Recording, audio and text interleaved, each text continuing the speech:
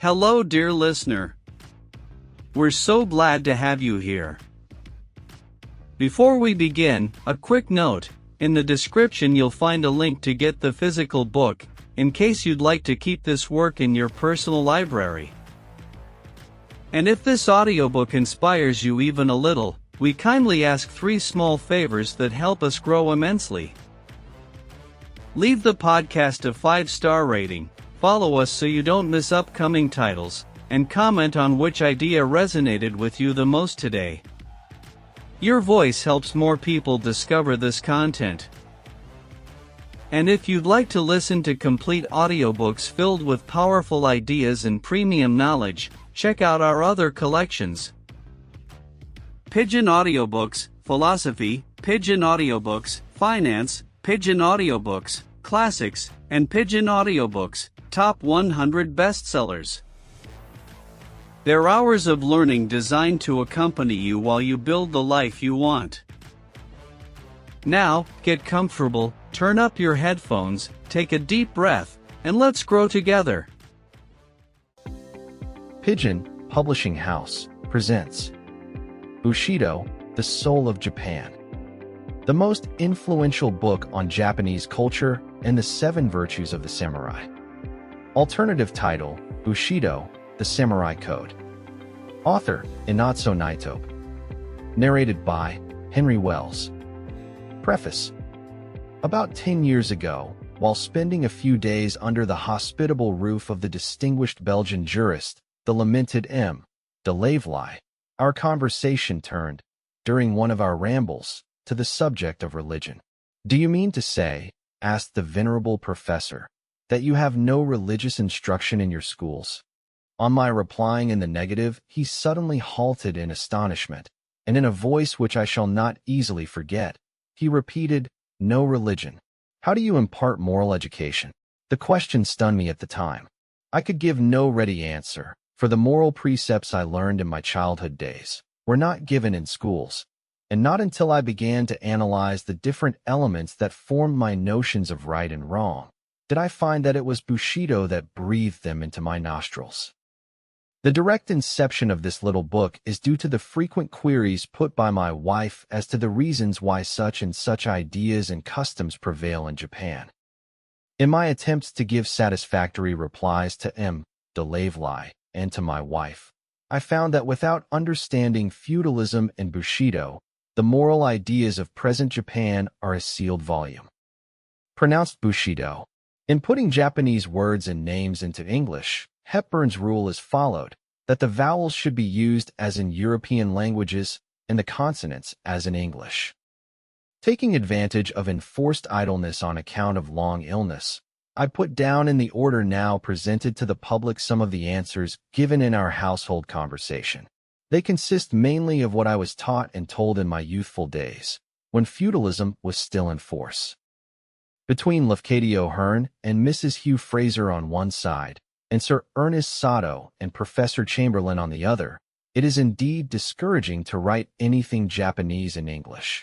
The only advantage I have over them is that I can assume the attitude of a personal defendant, while these distinguished writers are at best solicitors and attorneys. I have often thought, had I their gift of language, I would present the cause of Japan in more eloquent terms. But one who speaks in a borrowed tongue should be thankful if he can just make himself intelligible. All through the discourse I have tried to illustrate whatever points I have made with parallel examples from European history and literature, believing that these will aid in bringing the subject nearer to the comprehension of foreign readers. Should any of my allusions to religious subjects and to religious workers be thought slighting, I trust my attitude towards Christianity itself will not be questioned. It is with ecclesiastical methods and with the forms which obscure the teachings of Christ, and not with the teachings themselves, that I have little sympathy. I believe in the religion taught by him and handed down to us in the New Testament, as well as in the law written in the heart. Further, I believe that God hath made a testament which may be called old with every people and nation, Gentile or Jew, Christian or heathen. As to the rest of my theology, I need not impose upon the patience of the public. In concluding this preface, I wish to express my thanks to my friend Anna C. Harchurn for many valuable suggestions and for the characteristically Japanese design made by her for the cover of this book. Inazō Nitobe. Chapter 1. Bushido as an ethical system. Chivalry is a flower no less indigenous to the soil of Japan than its emblem, the cherry blossom, nor is it a dried-up specimen of an antique virtue preserved in the herbarium of our history. It is still a living object of power and beauty among us, and if it assumes no tangible shape or form, it not the less scents the moral atmosphere, and makes us aware that we are still under its potent spell. The conditions of society which brought it forth and nourished it have long disappeared, but as those far-off stars which once were, and are not, still continue to shed their rays upon us, so the light of chivalry, which was a child of feudalism, still illuminates our moral path, surviving its mother institution. It is a pleasure to me to reflect upon this subject in the language of Burke, who uttered the well-known touching eulogy over the neglected beer of its European prototype. It argues a sad defect of information concerning the Far East, when so erudite a scholar as Dr. George Miller did not hesitate to affirm that chivalry, or any other similar institution, has never existed either among the nations of antiquity or among the modern Orientals. Such ignorance, however, is amply excusable, as the third edition of the good doctor's work appeared the same year that Commodore Perry was knocking at the portals of our exclusivism.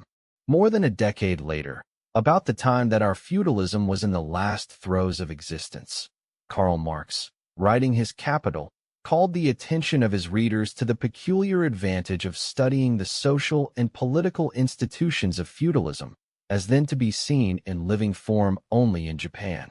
I would likewise invite the Western historical and ethical student to the study of chivalry in the Japan of the present. History Philosophically Illustrated, 3rd ed., 1853, Volume 2, page 2. Enticing as is a historical disquisition on the comparison between European and Japanese feudalism and chivalry, it is not the purpose of this paper to enter into it at length. My attempt is rather to relate, firstly, the origin and sources of our chivalry, secondly, its character and teaching, thirdly, its influence among the masses, and, fourthly, the continuity and permanence of its influence. Of these several points, the first will be only brief and cursory, or else I should have to take my readers into the devious paths of our national history.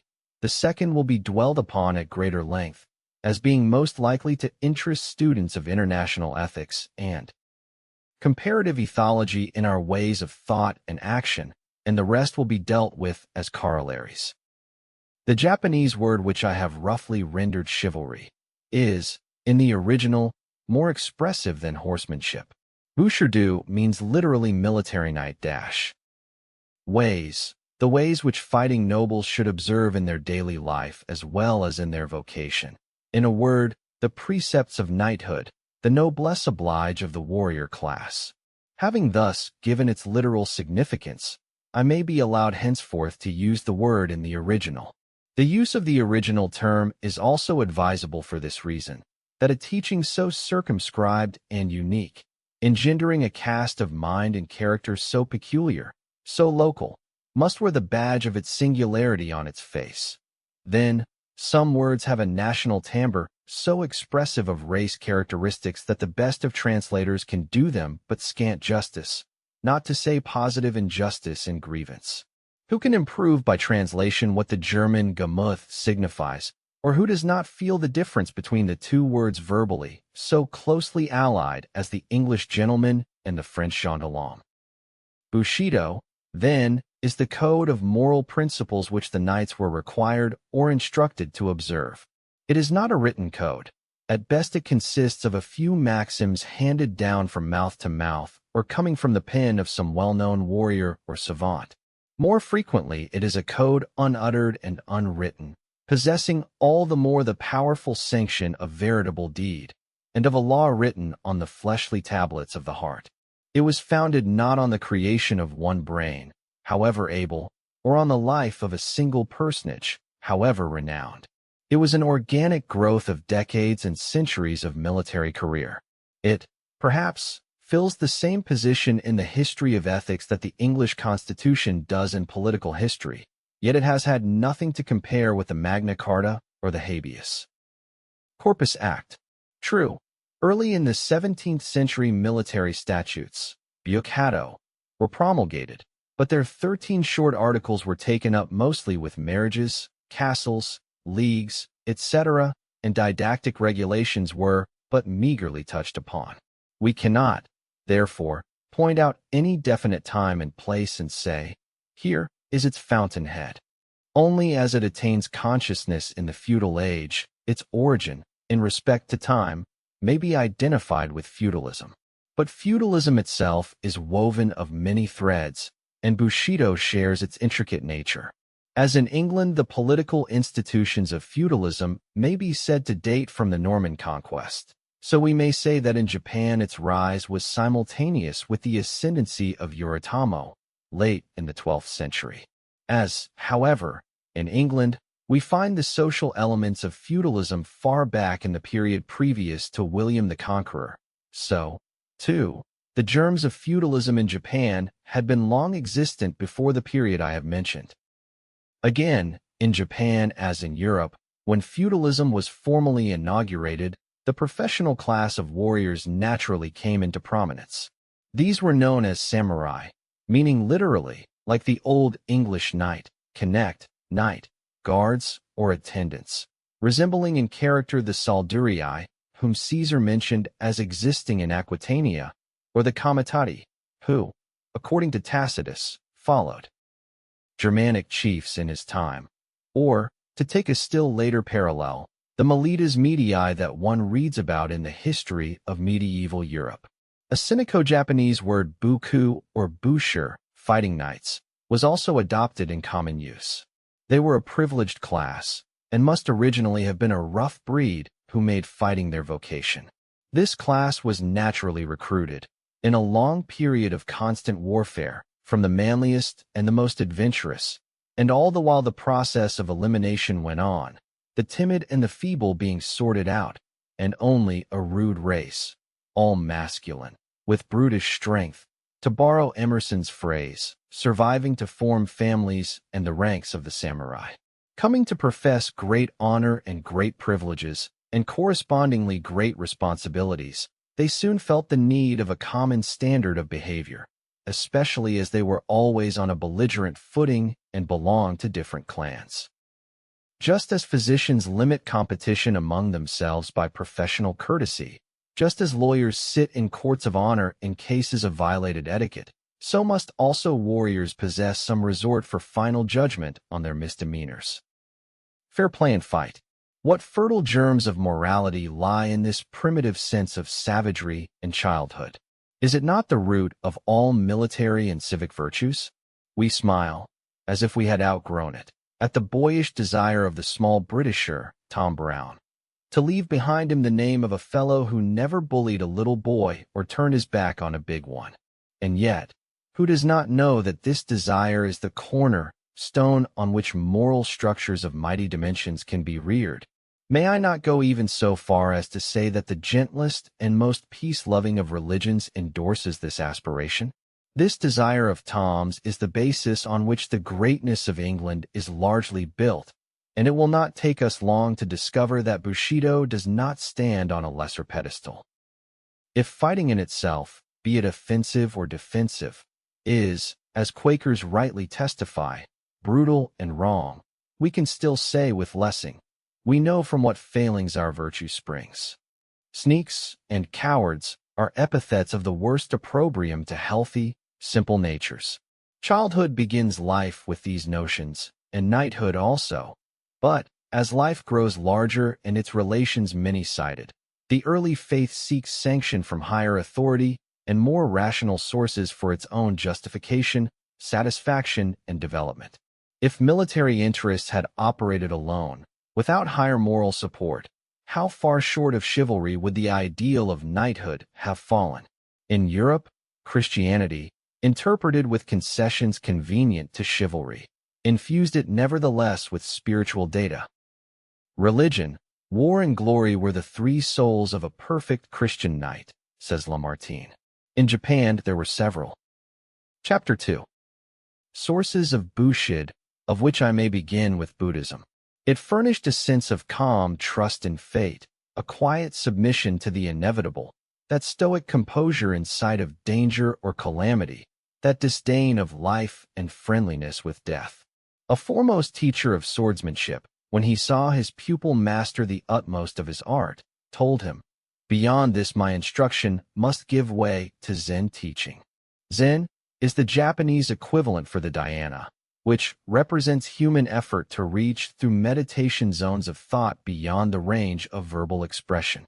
Its method is contemplation, and its purport, as far as I understand it, to be convinced of a principle that underlies all phenomena, and, if it can, of the absolute itself, and thus to put oneself in harmony with this absolute. Thus defined, the teaching was more than the dogma of a sect, and whoever attains to the perception of the absolute raises himself above mundane things and awakes to a new heaven and a new earth. Ruskin was one of the most gentle-hearted and peace-loving men that ever lived. Yet he believed in war with all the fervor of a worshipper of the strenuous life. "When I tell you," he says in The Crown of Wild Olive, "that war is the foundation of all the arts, I mean also that it is the foundation of all the high virtues and faculties of men. It is very strange to me to discover this, and very dreadful, but I saw it to be quite an undeniable fact. I found in brief, that all great nations learned their truth of word and strength of thought in war, that they were nourished in war and wasted by peace, taught by war and deceived by peace, trained by war and betrayed by peace. In a word, that they were born in war and expired in peace." Lafcadio O'Hearn, Exotics and Retrospectives, page 84. What Buddhism failed to give, Shintoism offered in abundance. Such loyalty to the sovereign, such reverence for ancestral memory, and such filial piety as are not taught by any other creed, were inculcated by the Shinto doctrines, imparting passivity to the otherwise arrogant character of the samurai. Shinto theology has no place for the dogma of original sin. On the contrary, it believes in the innate goodness and godlike purity of the human soul, adoring it as the addendum from which divine oracles are proclaimed. Everybody has observed that the Shinto shrines are conspicuously devoid of objects and instruments of worship, and that a plain mirror hung in the sanctuary forms the essential part of its furnishing. The presence of this article is easy to explain. It typifies the human heart, which, when perfectly placid and clear, reflects the very image of the deity. When you stand, therefore, in front of the shrine to worship, you see your own image reflected on its shining surface, and the act of worship is tantamount to the old Delphic injunction, "Know thyself." But self-knowledge does not imply, either in the Greek or Japanese teaching, knowledge of the physical part of man, not his anatomy or his psychophysics. Knowledge was to be of a moral kind, the introspection of our moral nature.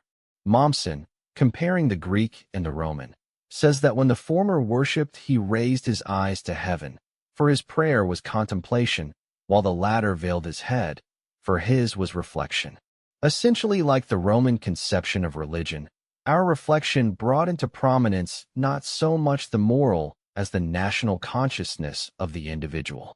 Its nature worship endeared the country to our inmost souls, while its ancestor worship, tracing from lineage to lineage, made the imperial family the fountainhead of the whole nation.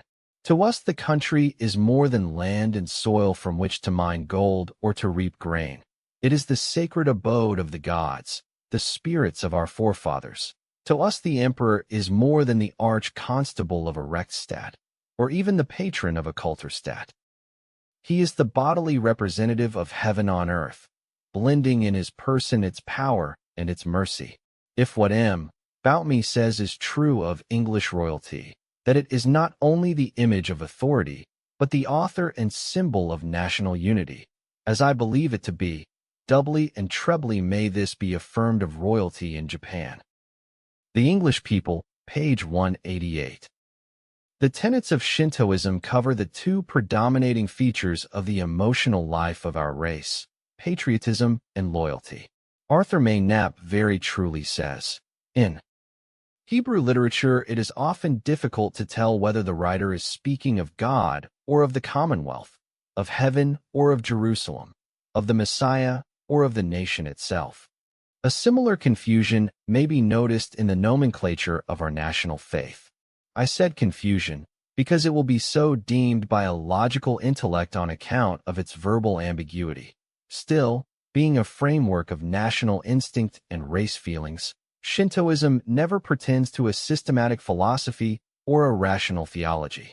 This religion, or is it not more correct to say, the race emotions which this religion expressed, thoroughly imbued Bushido with loyalty to the sovereign and love of country.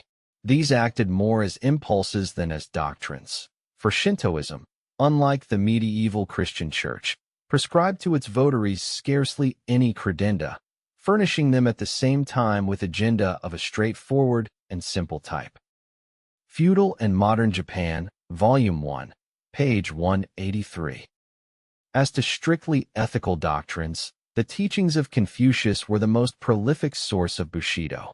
His enunciation of the 5 moral relations between master and servant, the governing and the governed, father and son, husband and wife, older and younger brother, and between friend and friend, was but a confirmation of what the race instinct had recognized before his writings were introduced from China.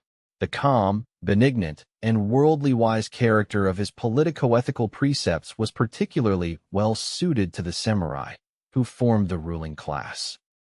His aristocratic and conservative tone was well adapted to the requirements of these warrior statesmen. Next to Confucius, Mencius exercised an immense authority over Bushido.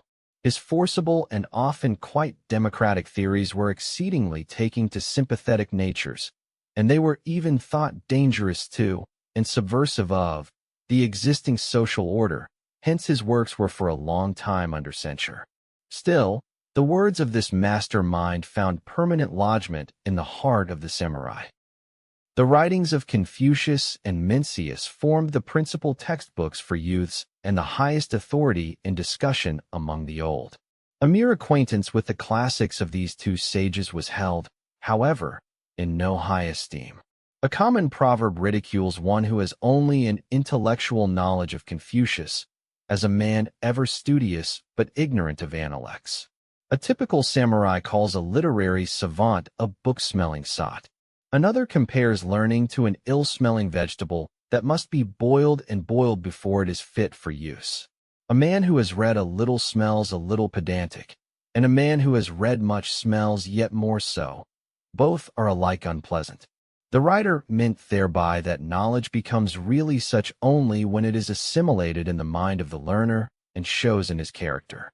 An intellectual specialist was considered a machine. Intellect itself was considered subordinate to ethical emotion. Man and the universe were conceived to be alike spiritual and ethical. Bushido could not accept the judgment of Huxley that the cosmic process was unmoral. Bushido made light of knowledge as such. It was not pursued as an end in itself, but as a means to the attainment of wisdom. Hence, he who stopped short of this end was regarded no higher than a convenient machine, which could turn out poems and maxims at bidding. Thus, knowledge was conceived as identical with its practical application in life, and this Socratic doctrine found its greatest exponent in the Chinese philosopher, Wan Yongming, who never wearies of repeating, "To know and to act are one and the same." I beg leave for a moment's digression while I am on this subject, inasmuch as some of the noblest types of Bushi were strongly influenced by the teachings of this sage. Western readers will easily recognize in his writings many parallels to the New Testament, making allowance for the terms peculiar to either teaching. The passage, "Seek ye first the kingdom of God and his righteousness, and all these things shall be added unto you," conveys a thought that may be found on almost any page of Wan Yongming. A Japanese disciple of his says, "The Lord of heaven and earth, of all living beings, dwelling in the heart of man, becomes his mind." Kokoro, hence a mind is a living thing and is ever luminous. And again, the spiritual light of our essential being is pure and is not affected by the will of man. Spontaneously springing up in our mind, it shows what is right and wrong. It is then called conscience. It is even the light that proceedeth from the God of heaven. How very much do these words sound like some passages from Isaac Pennington or other philosophic mystics? I am inclined to think that the Japanese mind, as expressed in the simple tenets of the Shinto religion, was particularly open to the reception of Yang Ming's precepts. He carried his doctrine of the infallibility of conscience to extreme transcendentalism, attributing to it the faculty to perceive not only the distinction between right and wrong, but also the nature of psychical facts and physical phenomena. He went as far as, if not farther than, Berkeley and Fichte in idealism, denying the existence of things outside of human ken. If his system had all the logical errors charged to solipsism, it had all the efficacy of strong conviction, and its moral import in developing individuality of character and equanimity of temper cannot be gainsaid. Miwa Shisai. Thus, whatever the sources, the essential principles which Bushido imbibed from them and assimilated to itself were few and simple. Few and simple as these were, they were sufficient to furnish a safe conduct of life even through the unsafest days of the most unsettled period of our nation's history. The wholesome, unsophisticated nature of our warrior ancestors derived ample food for their spirit from a sheaf of commonplace and fragmentary teachings, gleaned as it were on the highways and byways of ancient thought, and, stimulated by the demands of the age, formed from these gleanings a new and unique type of manhood. An acute French savant, M. de la Mazelière, thus sums up his impressions of the 16th century. Toward the middle of the 16th century, all is confusion in Japan, in the government, in society, in the church. But the civil wars, the manners returning to barbarism, the necessity for each to execute justice for himself, these formed men comparable to those Italians of the 16th century, in whom Taine praises. The vigorous initiative, the habit of sudden resolutions and desperate undertakings, the grand capacity to do and to suffer. In Japan, as in Italy, the rude manners of the Middle Ages made of man a superb animal, wholly militant and wholly resistant. And this is why the 16th century displays in the highest degree the principal quality of the Japanese race, that great diversity which one finds there between minds, esprits, as well as between temperaments. While in India, and even in China, men seem to differ chiefly in degree of energy or intelligence, in Japan they differ by originality of character as well. Now, individuality is the sign of superior races and of civilizations already developed. If we make use of an expression dear to Nietzsche, we might say that in Asia, to speak of humanity is to speak of its plains. In Japan, as in Europe, one represents it above all by its mountains. To the pervading characteristics of the men of whom M. de la Mazelière writes, let us now address ourselves. I shall begin with Chapter 3. Rectitude or justice, the most cogent precept in the code of the samurai. Nothing is more loathsome to him than underhand dealings and crooked undertakings. The conception of rectitude may be erroneous, it may be narrow. A well-known Bushi defines it as a power of resolution. Rectitude is the power of deciding upon a certain course of conduct in accordance with reason, without wavering. To die when it is right to die, to strike when to strike is right. Another speaks of it in the following terms. Rectitude is the bone that gives firmness and stature. As without bones the head cannot rest on the top of the spine, nor hands move nor feet stand, so without rectitude neither talent nor learning can make of a human frame a samurai. With it the lack of accomplishments is as nothing. Mencius calls benevolence man's mind, and rectitude or righteousness his path. How lamentable, he exclaims, Is it to neglect the path and not pursue it, to lose the mind and not know to seek it again? When men's fowls and dogs are lost, they know to seek for them again, but they lose their mind and do not know to seek for it. Have we not here, as in a glass darkly, a parable propounded 300 years later in another clime and by a greater teacher, who called himself the way of righteousness, through whom the lost could be found? But I stray from my point. Righteousness, according to Mencius, is a straight and narrow path which a man ought to take to regain the lost paradise. Even in the latter days of feudalism, when the long continuance of peace brought leisure into the life of the warrior class, and with it dissipations of all kinds and gentle accomplishments, the epithet Gishi, a man of rectitude, was considered superior to any name that signified mastery of learning or art. The 47 faithfuls, of whom so much is made in our popular education, are known in common parlance as the 47 Gishi.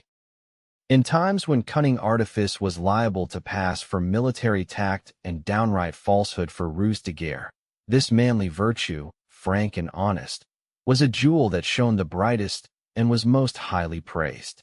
Rectitude is a twin brother to valor, another martial virtue.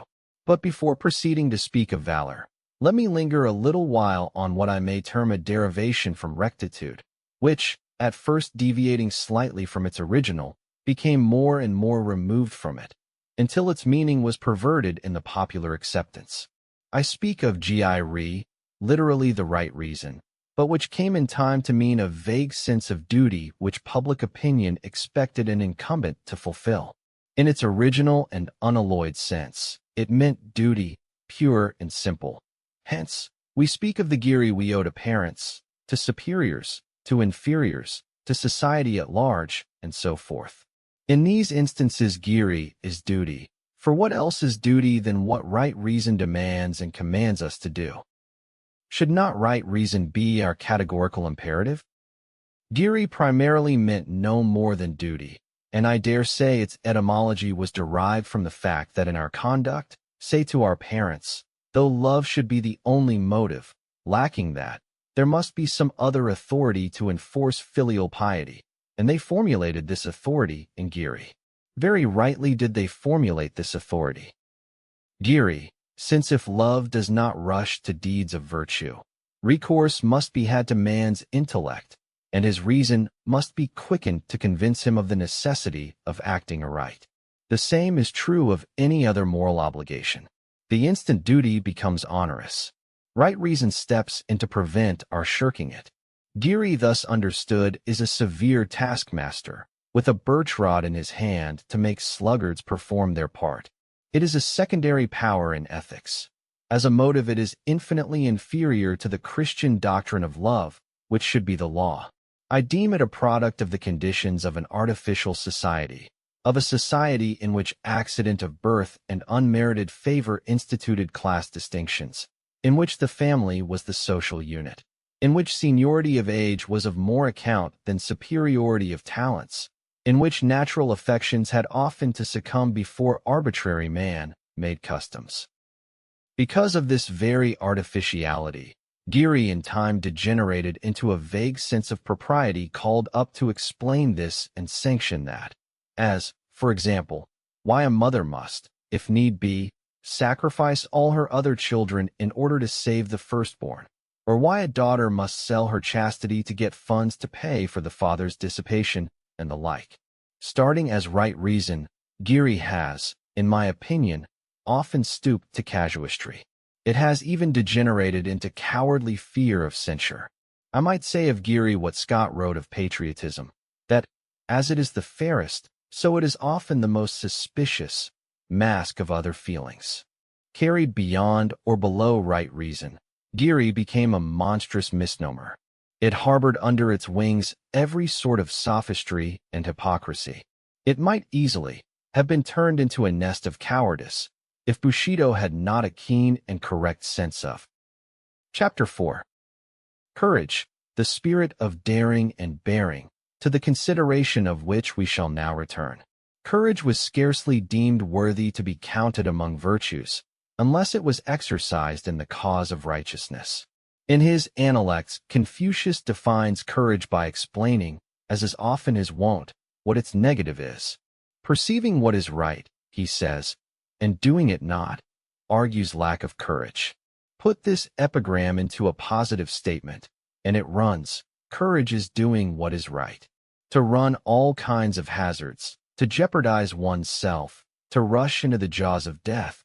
These are too often identified with valor, and in the profession of arms such rashness of conduct, what Shakespeare calls valor misbegot, is unjustly applauded, but not so in the precepts of knighthood. Death for a cause unworthy of dying for was called a dog's death. To rush into the thick of battle and to be slain in it, says a prince of Medo, is easy enough, and the merest churl is equal to the task. But, he continues, it is true courage to live when it is right to live, and to die only when it is right to die. And yet the prince had not even heard of the name of Plato, who defines courage as the knowledge of things that a man should fear and that he should not fear. A distinction which is made in the West between moral and physical courage has long been recognized among us. What samurai youth has not heard of great valor and the valor of a villain? Valor, fortitude, bravery, fearlessness, courage, being the qualities of soul which appeal most easily to juvenile minds, and which can be trained by exercise and example, were, so to speak, the most popular virtues, early emulated among the youth. Stories of military exploits were repeated almost before boys left their mother's breast. Does a little booby cry for any ache? The mother scolds him in this fashion. What a coward to cry for a trifling pain! What will you do when your arm is cut off in battle? What when you are called upon to commit harakiri? We all know the pathetic fortitude of a famished little boy prince of Sendai, who in the drama is made to say to his little page, sayest thou those tiny sparrows in the nest, how their yellow bills are opened wide, and now see, there comes their mother with worms to feed them. How eagerly and happily the little ones eat. But for a samurai, when his stomach is empty, it is a disgrace to feel hunger. Anecdotes of fortitude and bravery abound in nursery tales, though stories of this kind are not by any means the only method of early imbuing the spirit with daring and fearlessness. Parents, with sternness sometimes verging on cruelty, set their children to tasks that called forth all the pluck that was in them. Bears hurl their cubs down the gorge, they said. Samurai sons were let down the steep valleys of hardship and spurred to Sisyphus-like tasks. Occasional deprivation of food or exposure to cold was considered a highly efficacious test for inuring them to endurance. Children of tender age were sent among utter strangers with some message to deliver, were made to rise before the sun, and before breakfast attend to their reading exercises, walking to their teacher with bare feet in the cold of winter. They frequently, once or twice a month, as on the festival of a god of learning, came together in small groups and passed the night without sleep, in reading aloud by turns. Pilgrimages to all sorts of uncanny places, to execution grounds, to graveyards, to houses reputed to be haunted, were favorite pastimes of the young. In the days when decapitation was public, not only were small boys sent to witness the ghastly scene, but they were made to visit alone the place in the darkness of night, and there to leave a mark of their visit on the trunkless head. Does this ultra-Spartan system of drilling the nerves strike the modern pedagogist with horror and doubt?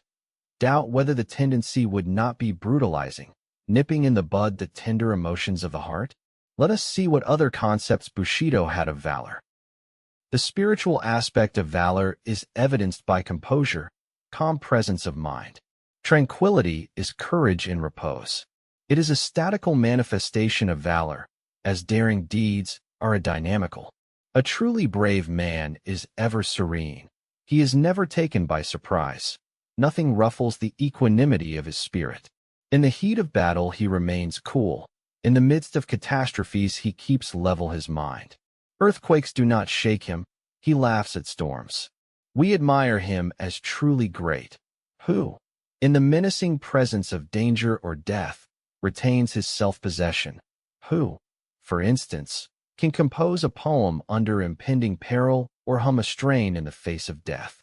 Such indulgence, betraying no tremor in the writing or in the voice, is taken as an infallible index of a large nature, of what we call a capacious mind, yo-yo, which, from being pressed or crowded, has always room for something more.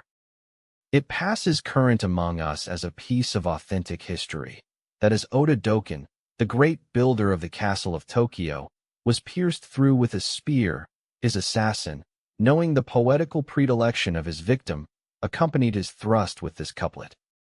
How in moments like these, our heart doth grudge the light of life, whereupon the expiring hero, not one whit daunted by the mortal wound in his side, added the lines. Had not in hours of peace, it learned to lightly look on life. There is even a sportive element in a courageous nature. Things which are serious to ordinary people may be but play to the valiant. Hence in old warfare it was not at all rare for the parties to a conflict to exchange repartee or to begin a rhetorical contest. Combat was not solely a matter of brute force. It was, as well, an intellectual engagement. Of such character was the battle fought on the bank of the Kuromo River late in the 11th century.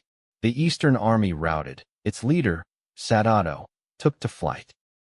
When the pursuing general pressed him hard and called aloud, "It is a disgrace for a warrior to show his back to the enemy," Sadato reined his horse. Upon this the conquering chief shouted an impromptu verse. Torn into shreds is the warp of the cloth, Kuromo.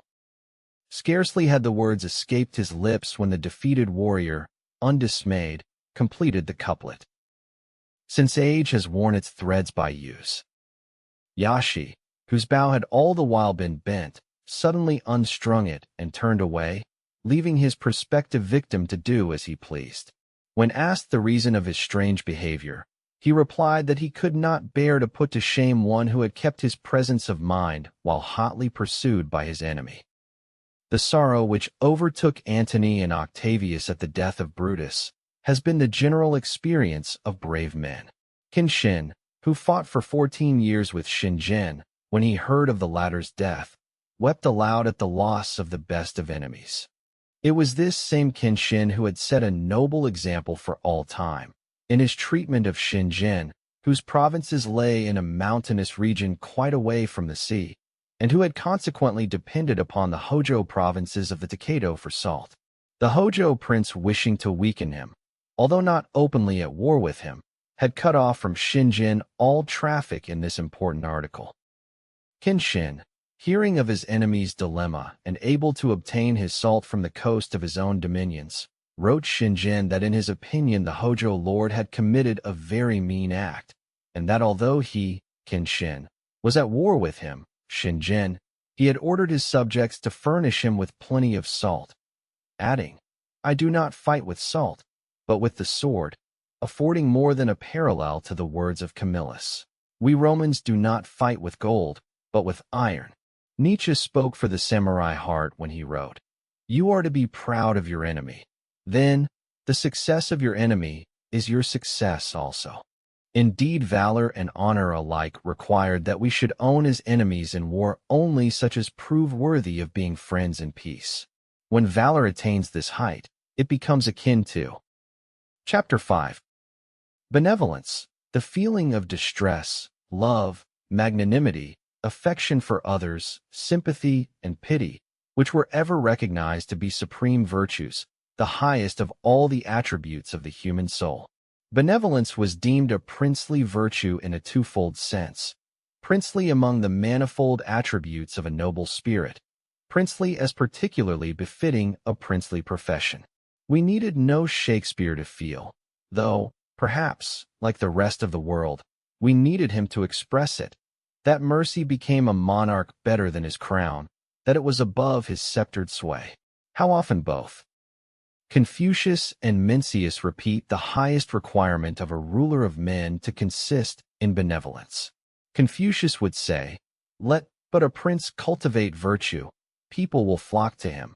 With people will come to him lands. Lands will bring forth for him wealth. wealth will give him the benefit of right uses. Virtue is the root, and wealth an outcome. Again, never has there been a case of a sovereign loving benevolence, and the people not loving righteousness. Mencius follows close at his heels and says, instances are on record where individuals attain to supreme power in a single state, without benevolence, but never have I heard of a whole empire falling into the hands of one who lacked this virtue. Also, it is impossible that anyone should become ruler of the people to whom they have not yielded the subjection of their hearts. Both defined this indispensable requirement in a ruler by saying, benevolence. Benevolence is man. Under the regime of feudalism, which could easily be perverted into militarism, it was to benevolence that we owed our deliverance from despotism of the worst kind. An utter surrender of life and limb on the part of the governed would have left nothing for the governing but self-will, and this has for its natural consequence the growth of that absolutism so often called Oriental despotism, as though there were no despots of Occidental history. Let it be far from me to uphold despotism of any sort, but it is a mistake to identify feudalism with it. When Frederick the Great wrote that kings are the first servants of the state, jurists thought rightly that a new era was reached in the development of freedom.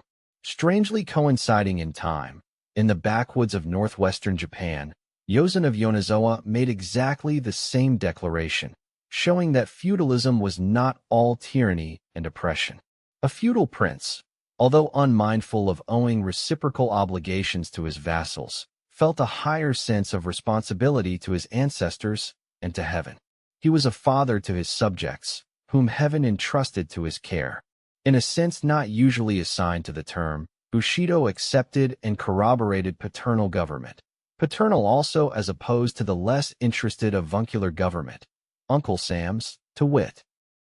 The difference between a despotic and a paternal government lies in this, that in the one the people obey reluctantly, while in the other they do so with that proud submission, that dignified obedience, that subordination of heart which kept alive, even in servitude itself, the spirit of exalted freedom. The old saying is not entirely false which called the King of England the King of Devils, because of his subjects' often insurrections against, and depositions of, their princes, and which made the French monarch the King of Asses, because of their infinite taxes and impositions, but which gave the title of the King of Men to the sovereign of Spain, because of his subjects' willing obedience. But enough. Burke, French Revolution. Virtue and absolute power may strike the Anglo-Saxon mind as terms which it is impossible to harmonize. Pobedonostseff has clearly set before us the contrast in the foundations of English and other European communities, namely that these were organized on the basis of common interest, while that was distinguished by a strongly developed independent personality. What this Russian statesman says of the personal dependence of individuals on some social alliance, and in the end of ends of the state, among the continental nations of Europe, and particularly among Slavonic peoples, is doubly true of the Japanese.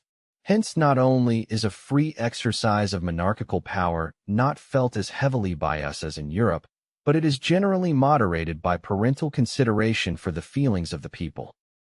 Absolutism, says Bismarck, primarily demands in the ruler impartiality, honesty, devotion to duty, energy, and inward humility. If I may be allowed to make one more quotation on this subject, I will cite from the speech of the German emperor at Koblenz, in which he spoke of kingship by the grace of God, with its heavy duties, its tremendous responsibility to the Creator alone, from which no man, no minister, no parliament can release the monarch. We knew benevolence was a tender virtue and motherlike. If upright rectitude and stern justice were peculiarly masculine, mercy had the gentleness and the persuasiveness of a feminine nature.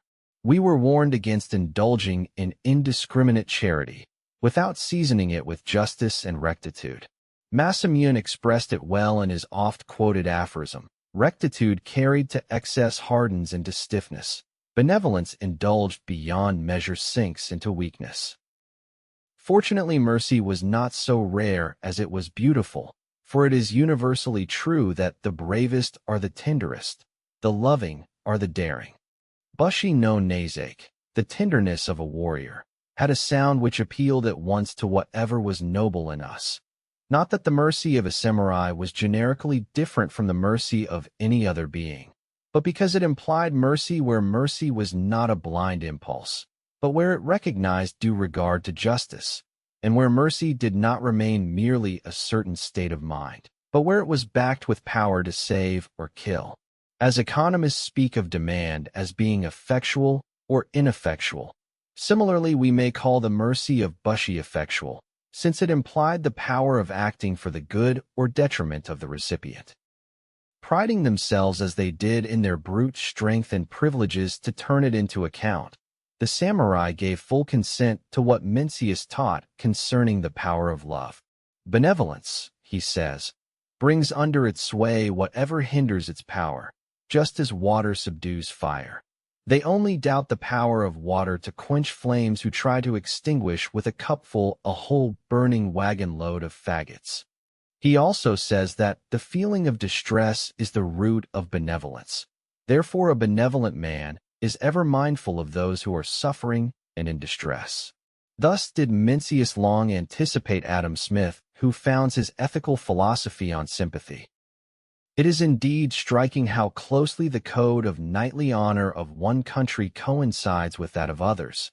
In other words, how the much-abused Oriental ideas of morals find their counterparts in the noblest maxims of European literature. If the well-known lines, "Hey tibi erunt arts, pacisque imponere morum, parcere subjectus, et debeller superbos," were shown a Japanese gentleman, he might readily accuse the Mantuan bard of plagiarizing from the literature of his own country. Benevolence to the weak, the downtrodden, or the vanquished was ever extolled as peculiarly becoming to a samurai. Lovers of Japanese art must be familiar with the representation of a priest riding backwards on a cow. The rider was once a warrior who in his day made his name a byword of terror. In that terrible battle of Samano-Yura, 1184 AD, which was one of the most decisive in our history, he overtook an enemy and in single combat had him in the clutch of his gigantic arms. Now the etiquette of war required that on such occasions no blood should be spilt, unless the weaker party proved to be a man of rank or ability equal to that of the stronger. The grim combatant would have the name of the man under him. But he refusing to make it known, his helmet was ruthlessly torn off, when the sight of a juvenile face, fair and beardless, made the astonished knight relax his hold. Helping the youth to his feet, in paternal tones he bade the stripling go. "Off, young prince, to thy mother's side. The sword of Kumage shall never be tarnished by a drop of thy blood. Haste and flee o'er yon pass before thy enemies come in sight." The young warrior refused to go and begged Kumage, for the honor of both, to dispatch him on the spot. Above the hoary head of the veteran gleams the cold blade, which many a time before has sundered the cords of life. But his stout heart quails. There flashes athwart his mental eye the vision of his own boy, who this selfsame day marched to the sound of bugle to try his maiden arms. The strong hand of the warrior quivers. Again he begs his victim to flee for his life. Finding all his entreaties vain and hearing the approaching steps of his comrades, he exclaims, "If thou art overtaken, thou mayest fall at a more ignoble hand than mine. O thou infinite, receive his soul." In an instant the sword flashes in the air, and when it falls it is red with adolescent blood. When the war is ended, we find our soldier returning in triumph, but little cares he now for honor or fame. He renounces his warlike career, shaves his head, dons a priestly garb, devotes the rest of his days to holy pilgrimage, never turning his back to the west, where lies the paradise whence salvation comes and whither the sun hastes daily for his rest. Critics may point out flaws in this story, which is casuistically vulnerable. Let it be. All the same, it shows that tenderness, pity, and love were traits which adorned the most sanguinary exploits of the samurai.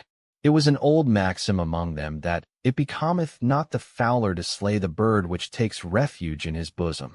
This in a large measure explains why the Red Cross movement, considered peculiarly Christian, so readily found a firm footing among us. For decades before we heard of the Geneva Convention, Pigeon, our greatest novelist, had familiarized us with the medical treatment of a fallen foe. In the Principality of Satsuma, noted for its martial spirit and education, the custom prevailed for young men to practice music. Not the blast of trumpets or the beat of drums, those clamorous harbingers of blood and death, stirring us to imitate the actions of a tiger, but sad and tender melodies on the biwa, soothing our fiery spirits, drawing our thoughts away from scent of blood and scenes of carnage. Polybius tells us of the constitution of Arcadia, which required all youths under 30 to practice music, in order that this gentle art might alleviate the rigors of that inclement region. It is to its influence that he attributes the absence of cruelty in that part of the Arcadian mountains. A musical instrument, resembling the guitar. Nor was Satsuma the only place in Japan where gentleness was inculcated among the warrior class. A prince of Shirakawa jots down his random thoughts, and among them is the following.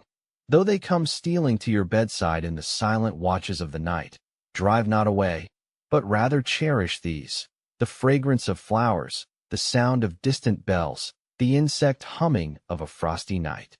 And again, though they may wound your feelings, these three you have only to forgive, the breeze that scatters your flowers, the cloud that hides your moon, and the man who tries to pick quarrels with you.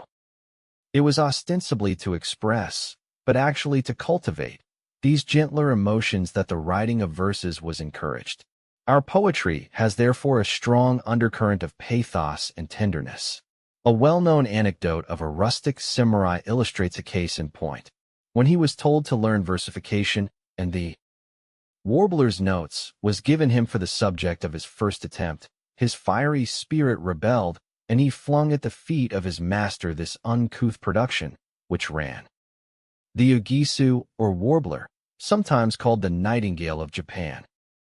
The brave warrior keeps apart the ear that might listen to the warbler's song.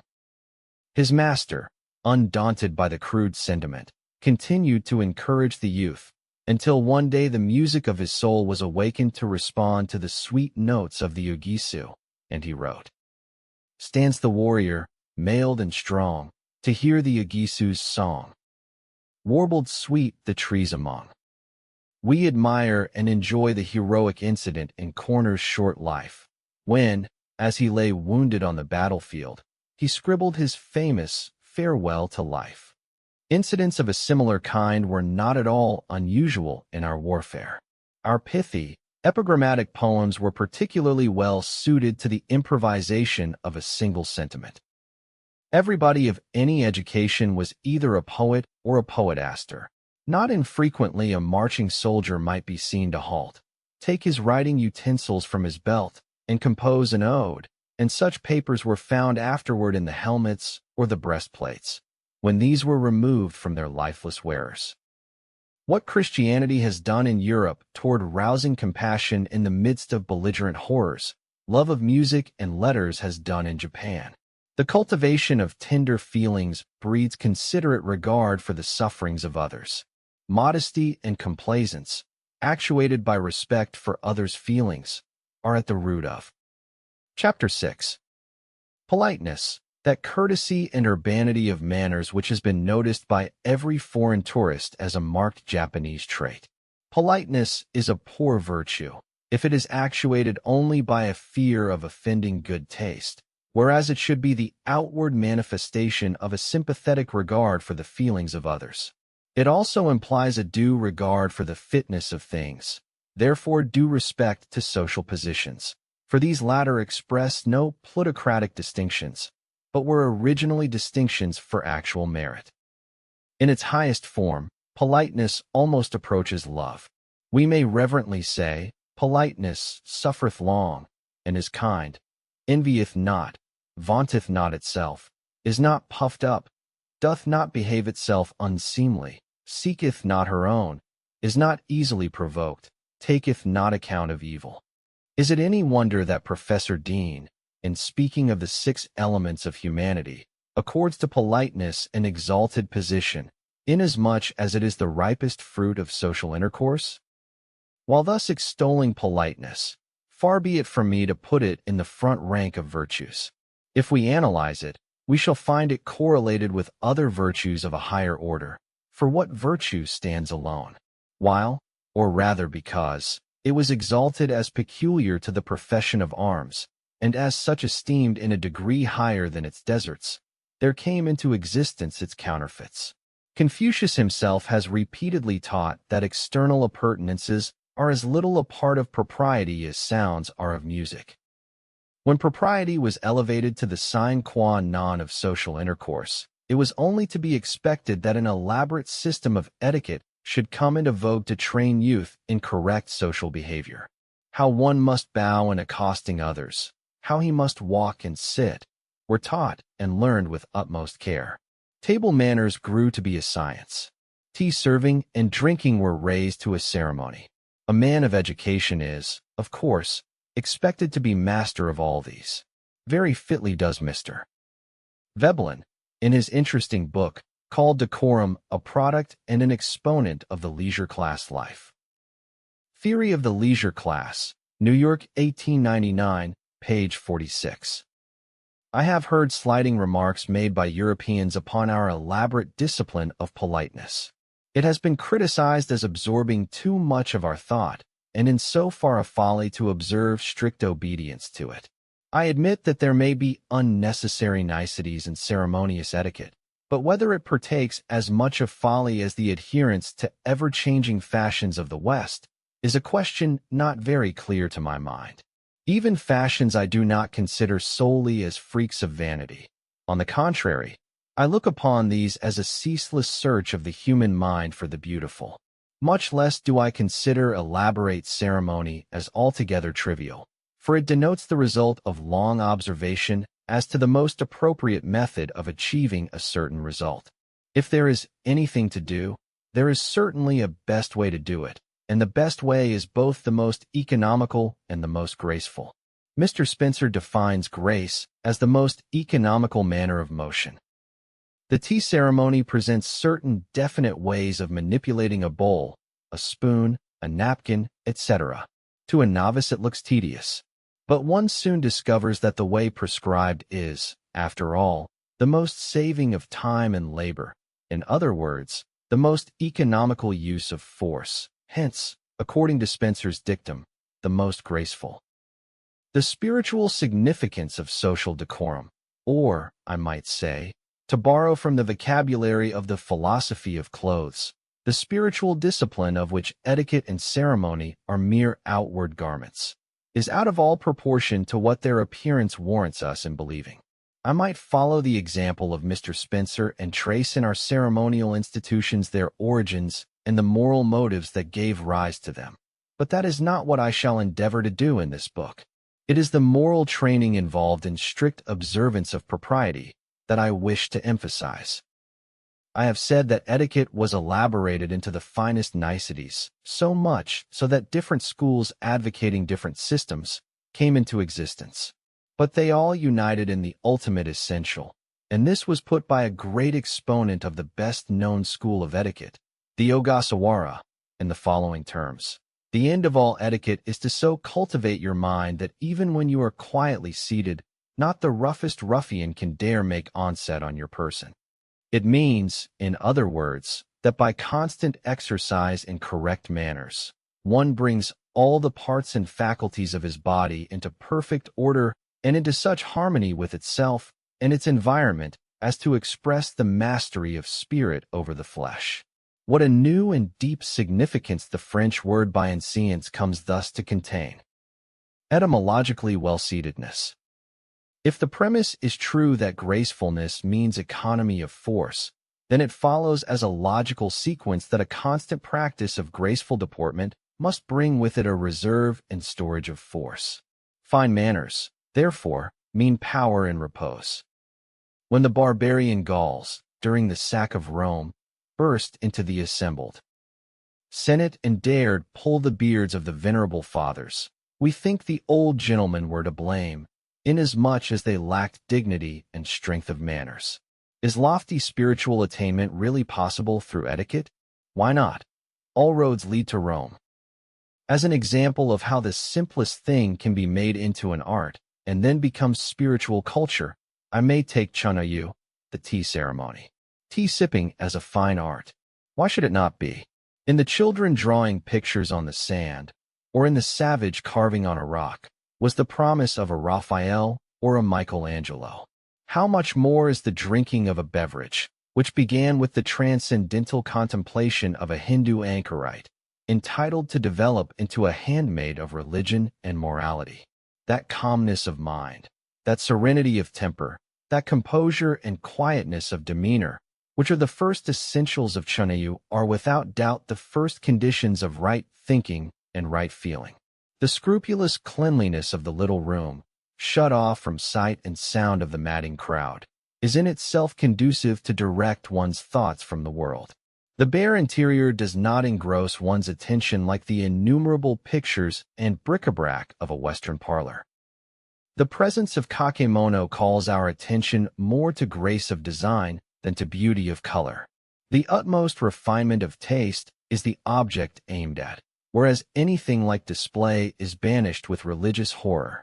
The very fact that it was invented by a contemplative recluse, in a time when wars and the rumors of wars were incessant, is well calculated to show that this institution was more than a pastime. Before entering the quiet precincts of the tea room, the company assembling to partake of the ceremony laid aside, together with their swords, the ferocity of the battlefield or the cares of government, there to find peace and friendship. Hanging scrolls, which may be either paintings or ideograms, used for decorative purposes. Chunyu is more than a ceremony. It is a fine art. It is poetry, with articulate gestures for rhythm. It is a modus operandi of soul discipline. Its greatest value lies in this last phase. Not infrequently the other phases preponderated in the mind of its votaries, but that does not prove that its essence was not of a spiritual nature. Politeness will be a great acquisition if it does no more than impart grace to manners, but its function does not stop here. For propriety, springing as it does from motives of benevolence and modesty, and actuated by tender feelings toward the sensibilities of others, is ever a graceful expression of sympathy. Its requirement is that we should weep with those that weep and rejoice with those that rejoice. Such didactic requirement, when reduced into small, everyday details of life, expresses itself in little acts scarcely noticeable, or, if noticed, is, as one missionary lady of 20 years' residence once said to me, awfully funny. You are out in the hot glaring sun with no shade over you. A Japanese acquaintance passes by. You accost him, and instantly his hat is off. Well, that is perfectly natural, but the awfully funny performance is that all the while he talks with you his parasol is down and he stands in the glaring sun also. How foolish. Yes, exactly so, provided the motive were less than this. You are in the sun. I sympathize with you. I would willingly take you under my parasol if it were large enough, or if we were familiarly acquainted. As I cannot shade you, I will share your discomforts. Little acts of this kind, equally or more amusing, are not mere gestures or conventionalities. They are the bodying forth of thoughtful feelings for the comfort of others. Another, awfully funny, custom is dictated by our canons of politeness, but many superficial writers on Japan have dismissed it by simply attributing it to the general topsy-turviness of the nation.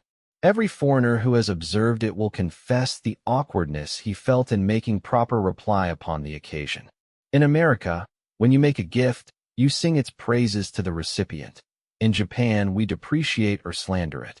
The underlying idea with you is, this is a nice gift. If it were not nice, I would not dare give it to you, for it will be an insult to give you anything but what is nice. In contrast to this, our logic runs, you are a nice person, and no gift is nice enough for you. You will not accept anything I can lay at your feet except as a token of my goodwill. So accept this, not for its intrinsic value, but as a token. It will be an insult to your worth to call the best gift good enough for you. Place the two ideas side by side, and we see that the ultimate idea is one and the same. Neither is awfully funny. The American speaks of the material which makes the gift. The Japanese speaks of the spirit which prompts the gift. It is perverse reasoning to conclude, because our sense of propriety shows itself in all the smallest ramifications of our deportment, to take the least important of them and uphold it as the type, and pass judgment upon the principle itself. Which is more important, to eat or to observe rules of propriety about eating?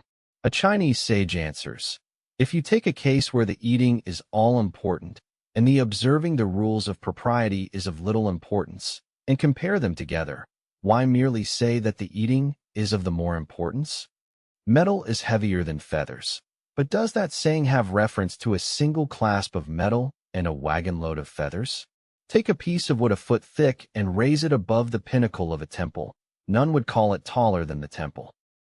To the question, which is the more important, to tell the truth or to be polite, the Japanese are said to give an answer diametrically opposite to what the American will say, but I forbear any comment until I come to speak of.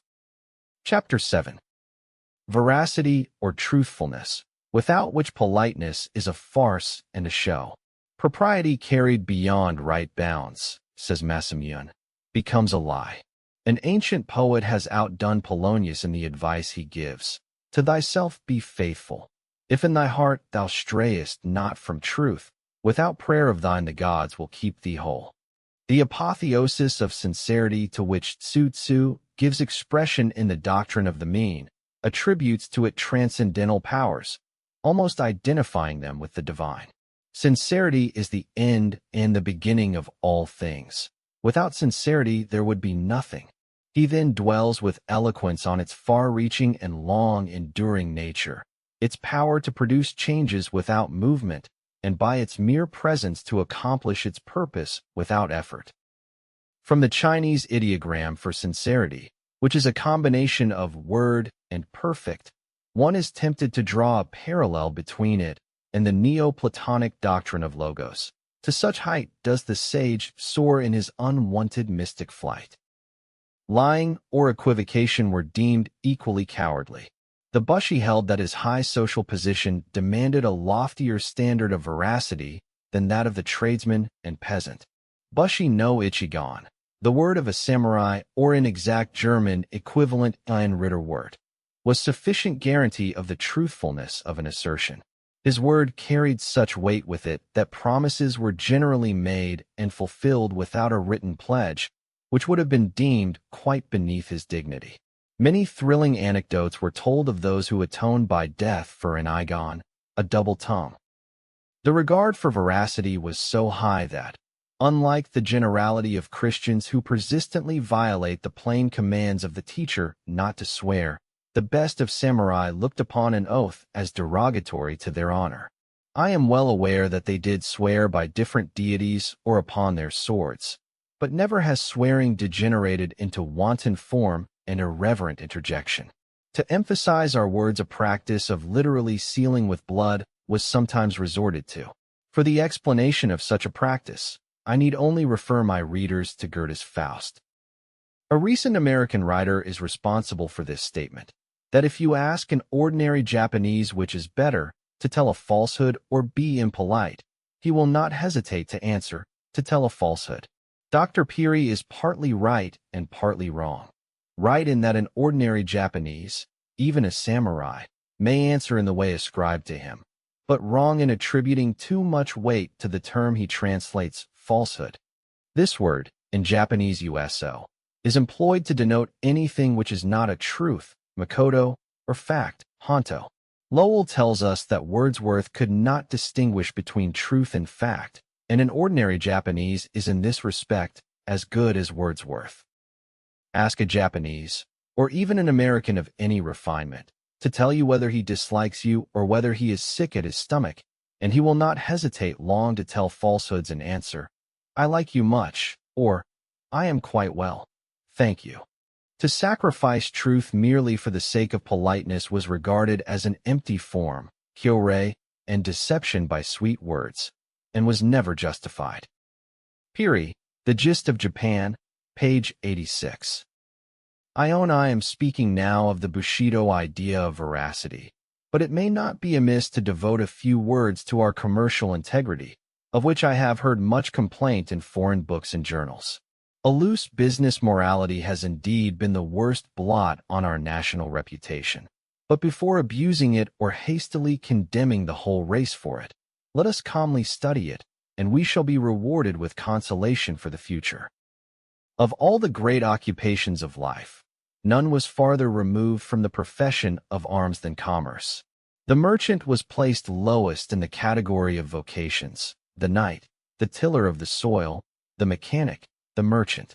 The samurai derived his income from land and could even indulge, if he had a mind to, in amateur farming, but the counter and abacus were abhorred. We knew the wisdom of this social arrangement. Montesquieu has made it clear that the debarring of the nobility from mercantile pursuits was an admirable social policy, in that it prevented wealth from accumulating in the hands of the powerful. The separation of power and riches kept the distribution of the latter more nearly equable.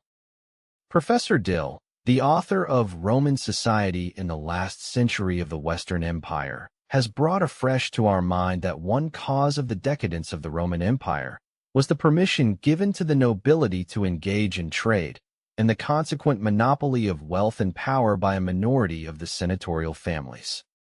Commerce, therefore, in feudal Japan did not reach that degree of development which it would have attained under freer conditions. The obloquy attached to the calling naturally brought within its pale such as cared little for social repute. Call one a thief, and he will steal. Put a stigma on a calling, and its followers adjust their morals to it. For it is natural that the normal conscience, as Hugh Black says, rises to the demands made on it, and easily falls to the limit of the standard expected from it. It is unnecessary to add that no business, commercial or otherwise, can be transacted without a code of morals.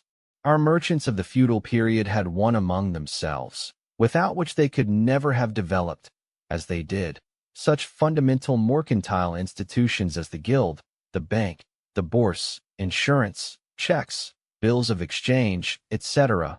But in their relations with people outside their vocation, the tradesmen lived too true to the reputation of their order. This being the case, when the country was open to foreign trade, only the most adventurous and unscrupulous rushed to the ports, while the respectable business houses declined for some time the repeated requests of the authorities to establish branch houses. Was Bushido powerless to stay the current of commercial dishonor? Let us see. Those who are well acquainted with our history will remember that only a few years after our treaty ports were opened to foreign trade, feudalism was abolished, and when with it the samurai's fiefs were taken and bonds issued to them in compensation, they were given liberty to invest them in mercantile transactions. Now you may ask, why could they not bring their much boasted veracity into their new business relations and so reform the old abuses? Those who had eyes to see could not weep enough. Those who had hearts to feel could not sympathize enough with the fate of many a noble and honest samurai who signally and irrevocably failed in his new and unfamiliar field of trade and industry, through sheer lack of shrewdness in coping with his artful plebeian rival. When we know that 80% of the business houses fail in so industrial a country as America, is it any wonder that scarcely one among 100 samurai who went into trade could succeed in his new vocation? It will be long before it will be recognized how many fortunes were wrecked in the attempt to apply Bushido ethics to business methods. But it was soon patent to every observing mind that the ways of wealth were not the ways of honor. In what respects, then, were they different? Of the three incentives to veracity that Lecky enumerates, viz., the industrial, the political, and the philosophical, the first was altogether lacking in Bushido. As to the second, it could develop little in a political community under a feudal system. It is in its philosophical, and as Lecky says, in its highest aspect, that honesty attained elevated rank in our catalog of virtues. With all my sincere regard for the high commercial integrity of the Anglo-Saxon race, when I ask for the ultimate ground, I am told that honesty is the best policy, that it pays to be honest. Is not this virtue, then, its own reward? If it is followed because it brings in more cash than falsehood, I am afraid Bushido would rather indulge in lies. If Bushido rejects a doctrine of quid pro quo rewards, the shrewder tradesman will readily accept it. Lecky has very truly remarked that veracity owes its growth largely to commerce and manufacture. As Nietzsche puts it, honesty is the youngest of virtues. In other words, it is the foster child of industry, of modern industry. Without this mother, veracity was like a blue-blood orphan whom only the most cultivated mind could adopt and nourish. Such minds were general among the samurai. But, for want of a more democratic and utilitarian foster mother, the tender child failed to thrive. Industries advancing, veracity will prove an easy, nay, a profitable, virtue to practice. Just think, as late as November 1880, Bismarck sent a circular to the professional consuls of the German Empire, warning them of a lamentable lack of reliability with regard to German shipments inter alia, apparent both as to quality and quantity.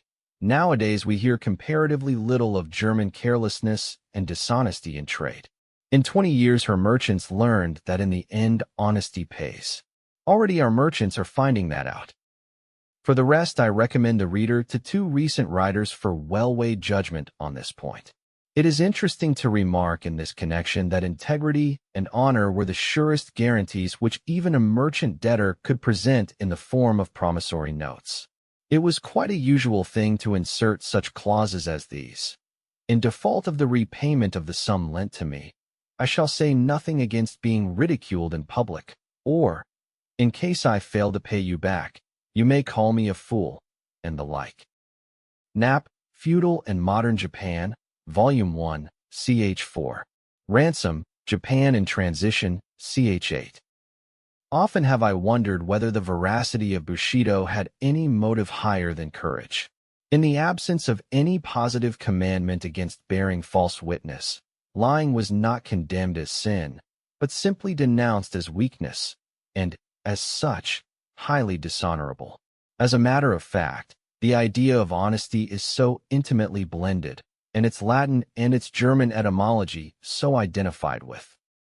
Chapter 8. Honor, that it is high time I should pause a few moments for the consideration of this feature of the precepts of knighthood. The sense of honor, implying a vivid consciousness of personal dignity and worth, could not fail to characterize the samurai, born and bred to value the duties and privileges of their profession. Though the word ordinarily given nowadays as the translation of honor was not used freely, yet the idea was conveyed by such terms as name, menmoku, countenance, guibon, outside hearing, reminding us respectively of the biblical use of name, of the evolution of the term personality from the Greek mask, and of fame. A good name, one's reputation, the immortal part of one's self, what remains being bestial, assumed as a matter of course, any infringement upon its integrity was felt as shame, and the sense of shame, rinshi shin, was one of the earliest to be cherished in juvenile education. You will be laughed at, it will disgrace you, are you not ashamed? Were the last appeal to correct behavior on the part of a youthful delinquent. Such a recourse to his honor touched the most sensitive spot in the child's heart, as though it had been nursed on honor while it was in its mother's womb. For most truly is honor a prenatal influence, being closely bound up with strong family consciousness. In losing the solidarity of families, says Balzac, society has lost the fundamental force which Montesquieu named honor. Indeed, the sense of shame seems to me to be the earliest indication of the moral consciousness of our race. The first and worst punishment which befell humanity in consequence of tasting the fruit of that forbidden tree was, to my mind, not the sorrow of childbirth, nor the thorns and thistles, but the awakening of the sense of shame. Few incidents in history excel in pathos. The scene of the first mother plying with heaving breast and tremulous fingers her crude needle on the few fig leaves which her dejected husband plucked for her. This first fruit of disobedience clings to us with a tenacity that nothing else does. All the sartorial ingenuity of mankind has not yet succeeded in sewing an apron that will efficaciously hide our sense of shame.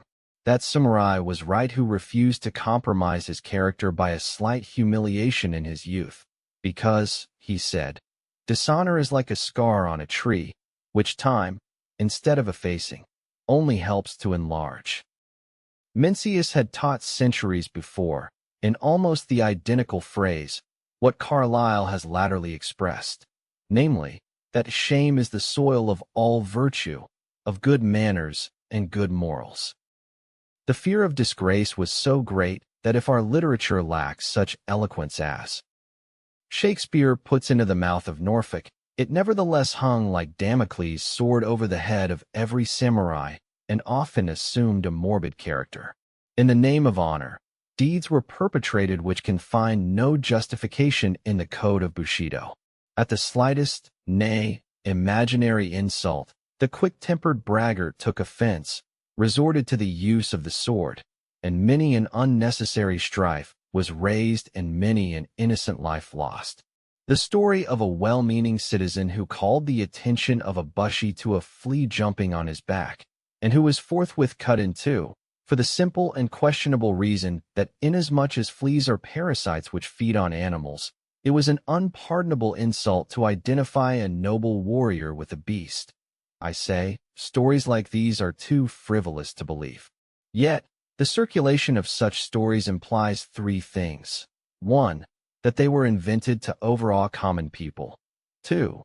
That abuses were really made of the samurai's profession of honor. And 3. That a very strong sense of shame was developed among them. It is plainly unfair to take an abnormal case to cast blame upon the precepts, any more than to judge of the true teaching of Christ from the fruits of religious fanaticism and extravagance, inquisitions, and hypocrisy.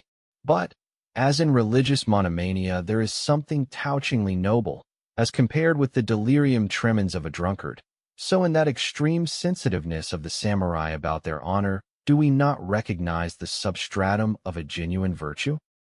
The morbid excess into which the delicate code of honor was inclined to run was strongly counterbalanced by preaching magnanimity and patience. To take offense at slight provocation was ridiculed as short-tempered. The popular adage said, "To bear what you think you cannot bear is really to bear." The great Ieyasu left to posterity a few maxims, among which are the following. The life of man is like going a long distance with a heavy load upon the shoulders. Haste not. *******, reproach none, but be forever watchful of thine own shortcomings. ******. Forbearance is the basis of length of days. He proved in his life what he preached. A literary wit put a characteristic epigram into the mouths of three well-known personages in our history. To Nobunaga he attributed, "I will kill her if the nightingale sings not in time." To Hideyoshi, "I will force her to sing for me." And to Ieyasu, "I will wait till she opens her lips." Patience and long-suffering were also highly commended by Mencius. In one place he writes to this effect, "Though you denude yourself and insult me, what is that to me? You cannot defile my soul by your outrage." Elsewhere he teaches that anger at a petty offense is unworthy a superior man, but indignation for a great cause is righteous wrath. To what height of unmartial and unresisting meekness Bushido could reach in some of its votaries may be seen in their utterances. Take, for instance, this saying of Ogawa, "When others speak all manner of evil things against thee, return not evil for evil, but rather reflect that thou wast not more faithful in the discharge of thy duties." Take another of Kamazawa, "When others blame thee, blame them not. When others are angry at thee, return not anger. Joy cometh only as passion and desire part." Still another instance I may cite from Seigo, upon whose overhanging brows shame is ashamed to sit. The way is the way of heaven and earth. Man's place is to follow it. Therefore make it the object of thy life to reverence heaven. Heaven loves me and others with equal love. Therefore with the love wherewith thou lovest thyself, love others. Make not man thy partner, but heaven, and making heaven thy partner do thy best. Never condemn others, but see to it that thou comest not short of thine own mark. Some of those sayings remind us of Christian expostulations and show us how far in practical morality natural religion can approach the revealed. Not only did these sayings remain as utterances, but they were really embodied in acts. It must be admitted that very few attained this sublime height of magnanimity, patience, and forgiveness. It was a great pity that nothing clear and general was expressed as to what constitutes honor, only a few enlightened minds being aware that it from no condition rises, but that it lies in each acting well his part.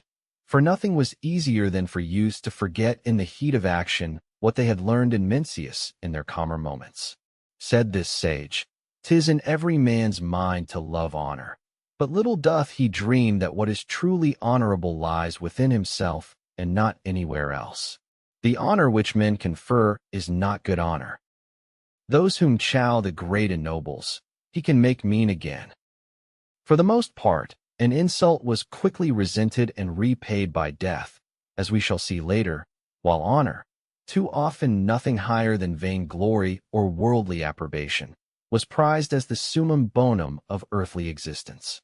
Fame, and not wealth or knowledge, was the goal toward which youths had to strive. Many a lad swore within himself as he crossed the threshold of his paternal home that he would not recross it until he had made a name in the world, and many an ambitious mother refused to see her sons again unless they could return home, as the expression is, caparisoned in brocade. To shun shame or win a name, samurai boys would submit to any privations and undergo severest ordeals of bodily or mental suffering. They knew that honor won in youth grows with age. In the memorable siege of Osaka, a young son of Ieyasu, in spite of his earnest entreaties to be put in the vanguard, was placed at the rear of the army. When the castle fell, he was so chagrined and wept so bitterly that an old counselor tried to console him with all the resources at his command. "Take comfort, sire," said he, "at thought of the long future before you. In the many years that you may live, there will come divers occasions to distinguish yourself." The boy fixed his indignant gaze upon the man and said, "How foolishly you talk! Can ever my 14th year come round again?" Life itself was thought cheap if honor and fame could be attained therewith. Hence, whenever a cause presented itself which was considered dearer than life, with utmost serenity and celerity was life laid down.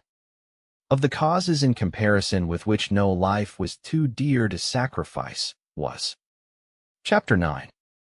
The duty of loyalty, which was the keystone making feudal virtues a symmetrical arch. Other virtues feudal morality shares in common with other systems of ethics, with other classes of people, but this virtue, homage and fealty to a superior, is its distinctive feature. I am aware that personal fidelity is a moral adhesion existing among all sorts and conditions of men. A gang of pickpockets owe allegiance to a Fagin, but it is only in the code of chivalrous honor that loyalty assumes paramount importance. In spite of Hegel's criticism that the fidelity of feudal vassals, being an obligation to an individual and not to a commonwealth, is a bond established on totally unjust principles, a great compatriot of his made it his boast that personal loyalty was a German virtue. Bismarck had good reason to do so, not because the true he boasts of was the monopoly of his fatherland or of any single nation or race, but because this favored fruit of chivalry lingers latest among the people where feudalism has lasted longest. In America, where everybody is as good as anybody else, and as the Irishman added, better too. Such exalted ideas of loyalty as we feel for our sovereign may be deemed excellent within certain bounds, but preposterous as encouraged among us. Montesquieu complained long ago that right on one side of the Pyrenees was wrong on the other, and the recent Dreyfus trial proved the truth of his remark, save that the Pyrenees were not the sole boundary beyond which French justice finds no accord. Similarly, loyalty as we conceive it may find few admirers elsewhere, not because our conception is wrong, but because it is, I am afraid, forgotten, and also because we carry it to a degree not reached in any other country. Griffiths was quite right in stating that whereas in China Confucian ethics made obedience to parents the primary human duty, in Japan precedence was given to loyalty. At the risk of shocking some of my good readers, I will relate of one who could endure to follow a fallen lord, and who thus, as Shakespeare assures, earned a place in the story. Philosophy of History, E.N.G. Trans. By Sabri, Pt. 4, Sector 2, CHI. Religions of Japan. The story is of one of the purest characters in our history, Michizane, who, falling a victim to jealousy and calumny, is exiled from the capital. Not content with this, his unrelenting enemies are now bent upon the extinction of his family. Strict search for his son, not yet grown, reveals the fact of his being secreted in a village school kept by one Jinzo, a former vassal of Michizane. When orders are dispatched to the schoolmaster to deliver the head of the juvenile offender on a certain day, his first idea is to find a suitable substitute for it. He ponders over his school list, scrutinizes with careful eyes all the boys as they stroll into the classroom, but none among the children born of the soil bears the least resemblance to his protégé. His despair, however, is but for a moment, for, behold, a new scholar is announced, a comely boy of the same age as his master's son, escorted by a mother of noble mien. No less conscious of the resemblance between infant lord and infant retainer were the mother and the boy himself. In the privacy of home both had laid themselves upon the altar, the one his life, the other her heart, yet without sign to the outer world. Unwitting of what had passed between them, it is the teacher from whom comes the suggestion. Here, then, is the scapegoat. The rest of the narrative may be briefly told. On the day appointed, arrives the officer commissioned to identify and receive the head of the youth. Will he be deceived by the false head? The poor Jinzo's hand is on the hilt of the sword, ready to strike a blow either at the man or at himself, should the examination defeat his scheme. The officer takes up the gruesome object before him, goes calmly over each feature, and in a deliberate, businesslike tone, pronounces it genuine. That evening in a lonely home awaits the mother we saw in the school. Does she know the fate of her child? It is not for his return that she watches with eagerness for the opening of the wicket. Her father-in-law has been for a long time a recipient of Michizane's bounties, but since his banishment circumstances have forced her husband to follow the service of the enemy of his family's benefactor. He himself could not be untrue to his own cruel master. But his son could serve the cause of the grandsire's lord. As one acquainted with the exile's family, it was he who had been entrusted with the task of identifying the boy's head. Now the day's, the life's, hard work is done. He returns home, and as he crosses its threshold, he accosts his wife, saying, "Rejoice, my wife. Our darling son has proved of service to his lord." What an atrocious story, I hear my readers exclaim, parents deliberately sacrificing their own innocent child to save the life of another man's. But this child was a conscious and willing victim. It is a story of vicarious death, as significant as, and not more revolting than, the story of Abraham's intended sacrifice of Isaac. In both cases it was obedience to the call of duty, utter submission to the command of a higher voice, whether given by a visible or an invisible angel, or heard by an outward or an inward ear. But I abstain from preaching. The individualism of the West, which recognizes separate interests for father and son, husband and wife, necessarily brings into strong relief the duties owed by one to the other. But Bushido held that the interest of the family and of the members thereof is intact, one, and inseparable. This interest it bound up with affection, natural, instinctive, irresistible. Hence, if we die for one we love with natural love, which animals themselves possess, what is that? For if ye love them that love you, what reward have ye? Do not even the publicans the same? In his great history, Sanyo relates in touching language the heart struggle of Shigemori concerning his father's rebellious conduct. If I be loyal, my father must be undone. If I obey my father, my duty to my sovereign must go amiss. Poor Shigemori. We see him afterward praying with all his soul that kind heaven may visit him with death, that he may be released from this world where it is hard for purity and righteousness to dwell. Many a Shigemori has his heart torn by the conflict between duty and affection. Indeed, neither Shakespeare nor the Old Testament itself contains an adequate rendering of Ko, our conception of filial piety, and yet in such conflicts Bushido never wavered in its choice of loyalty. Women, too, encouraged their offspring to sacrifice all for the king. Ever as resolute as Widow Wyndham and her illustrious consort, the samurai matron stood ready to give up her boys for the cause of loyalty. Since Bushido, like Aristotle and some modern sociologists, conceived the state as antedating the individual, the latter being born into the former as part and parcel thereof, he must live and die for it or for the incumbent of its legitimate authority. Readers of Crito will remember the argument with which Socrates represents the laws of the city as pleading with him on the subject of his escape. Among others he makes them, the laws, or the state, say, "Since you were begotten and nurtured and educated under us, dare you once to say you are not our offspring and servant, you and your fathers before you?" These are words which do not impress us as anything extraordinary, for the same thing has long been on the lips of Bushido, with this modification, that the laws and the state were represented with us by a personal being. Loyalty is an ethical outcome of this political theory. I am not entirely ignorant of Mr. Spencer's view according to which political obedience, loyalty, is accredited with only a transitional function. It may be so. Sufficient unto the day is the virtue thereof. We may complacently repeat it, especially as we believe that day to be a long space of time, during which, so our national anthem says, tiny pebbles grow into mighty rocks draped with moss.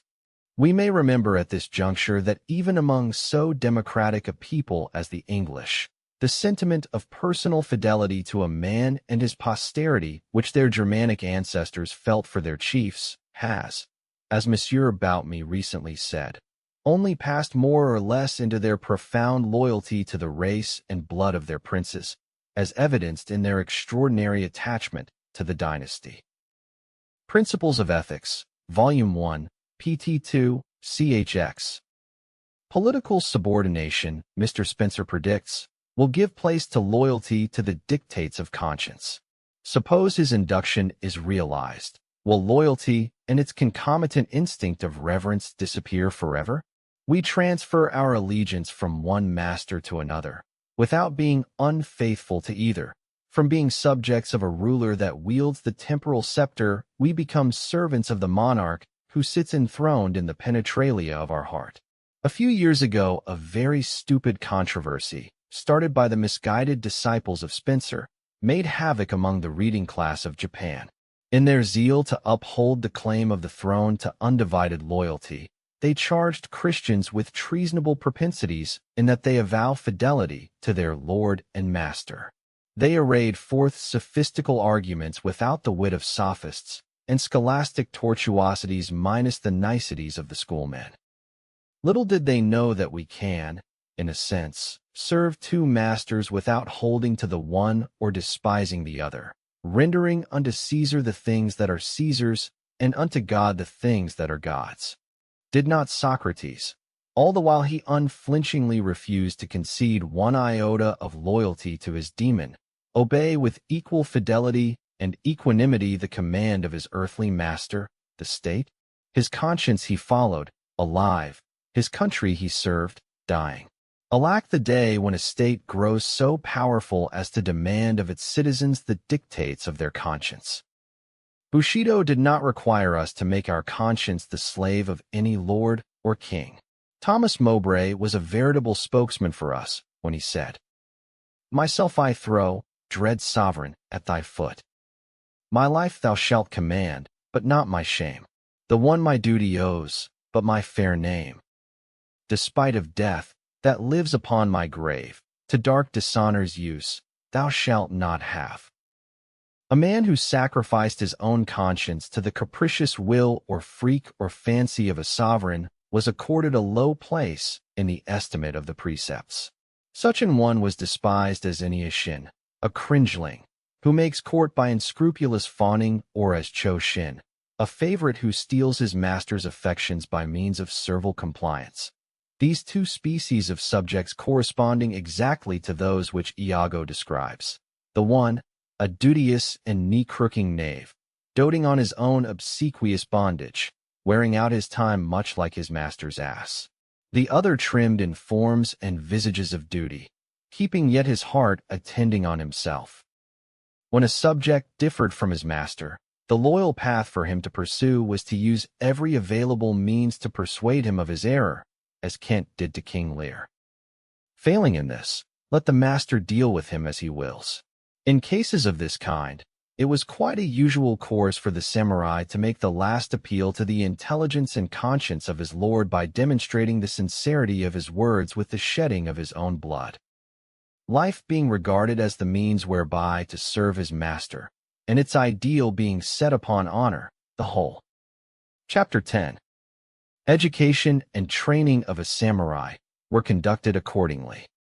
The first point to observe in knightly pedagogics was to build up character, leaving in the shade the subtler faculties of prudence, intelligence, and dialectics. We have seen the important part aesthetic accomplishments played in his education. Indispensable as they were to a man of culture, they were accessories rather than essentials of samurai training. Intellectual superiority was, of course, esteemed, but the word chi, which was employed to denote intellectuality, meant wisdom in the first instance and placed knowledge only in a very subordinate place.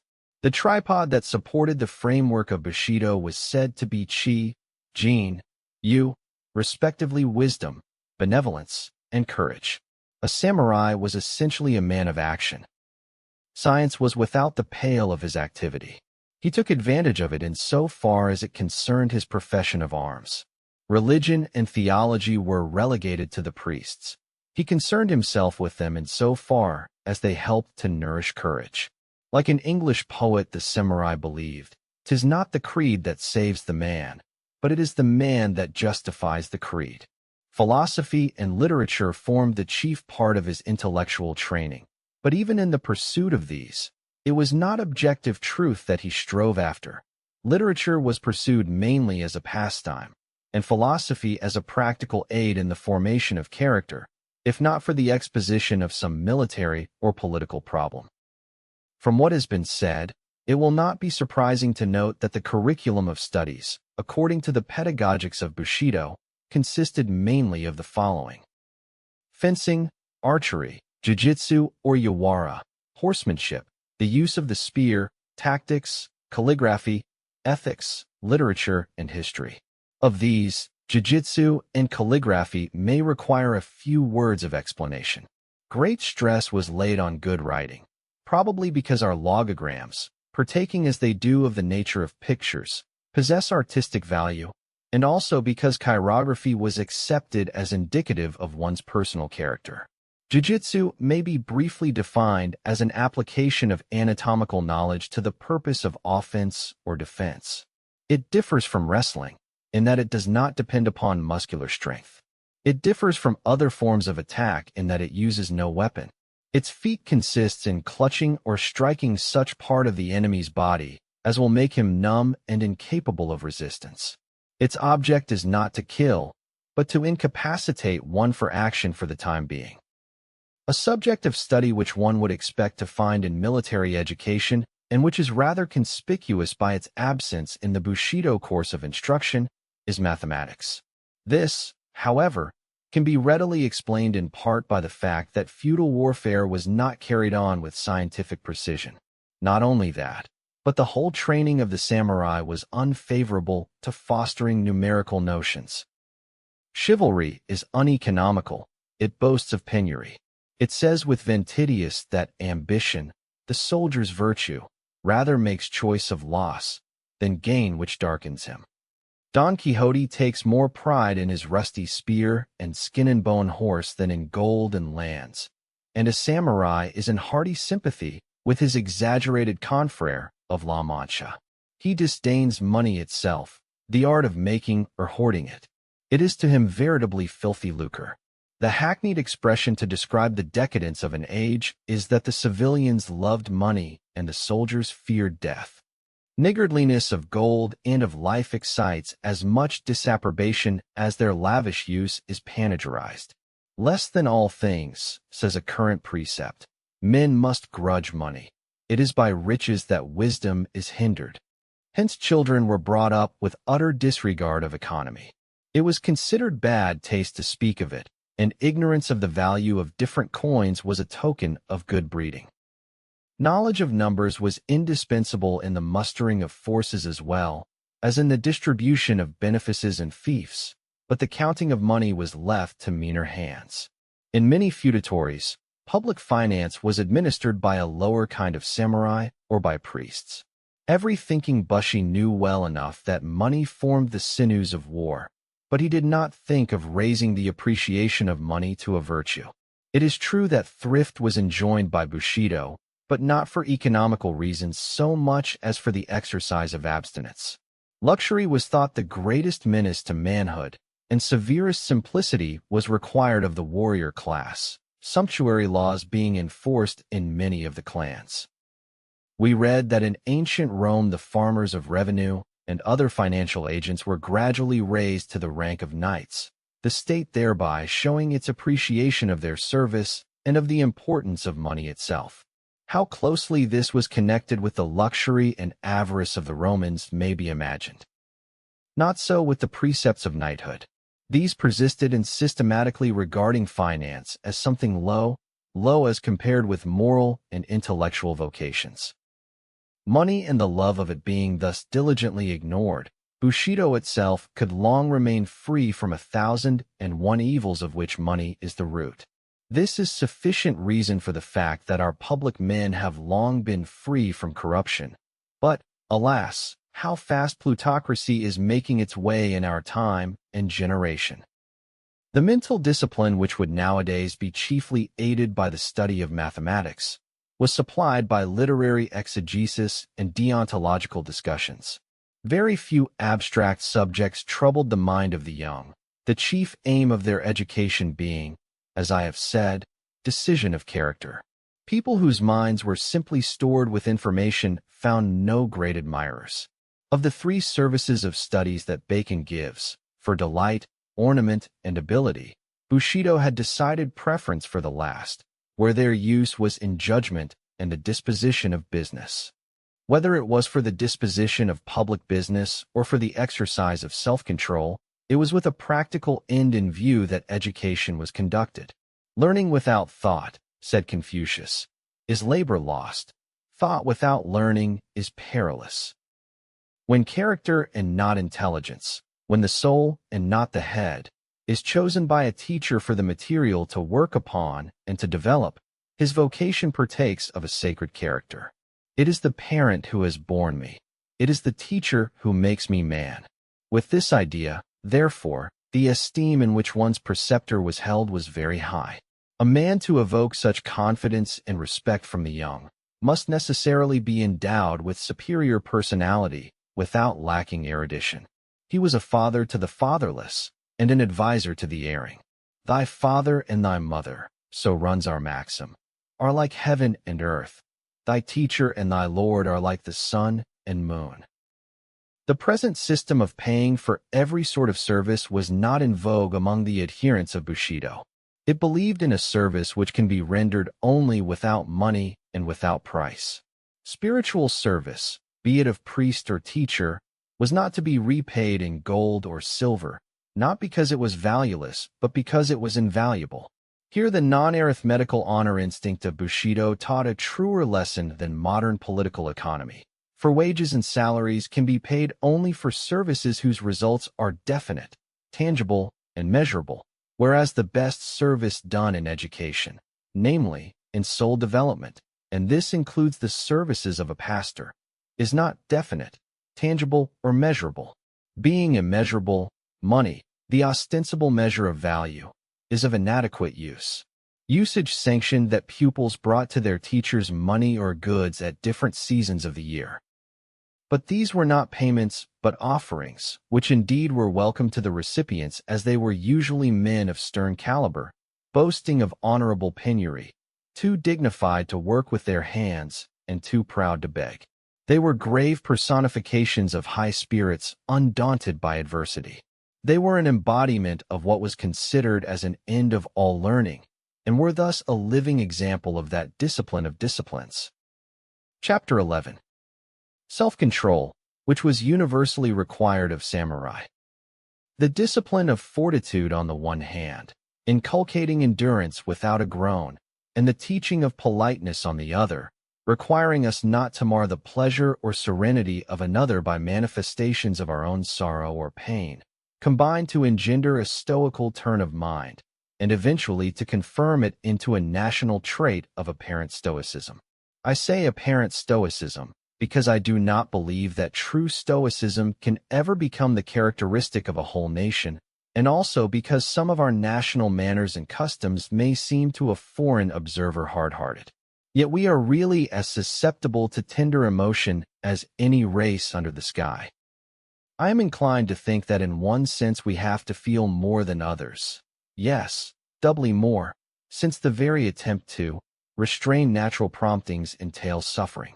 Imagine boys, and girls too, brought up not to resort to the shedding of a tear or the uttering of a groan for the relief of their feelings.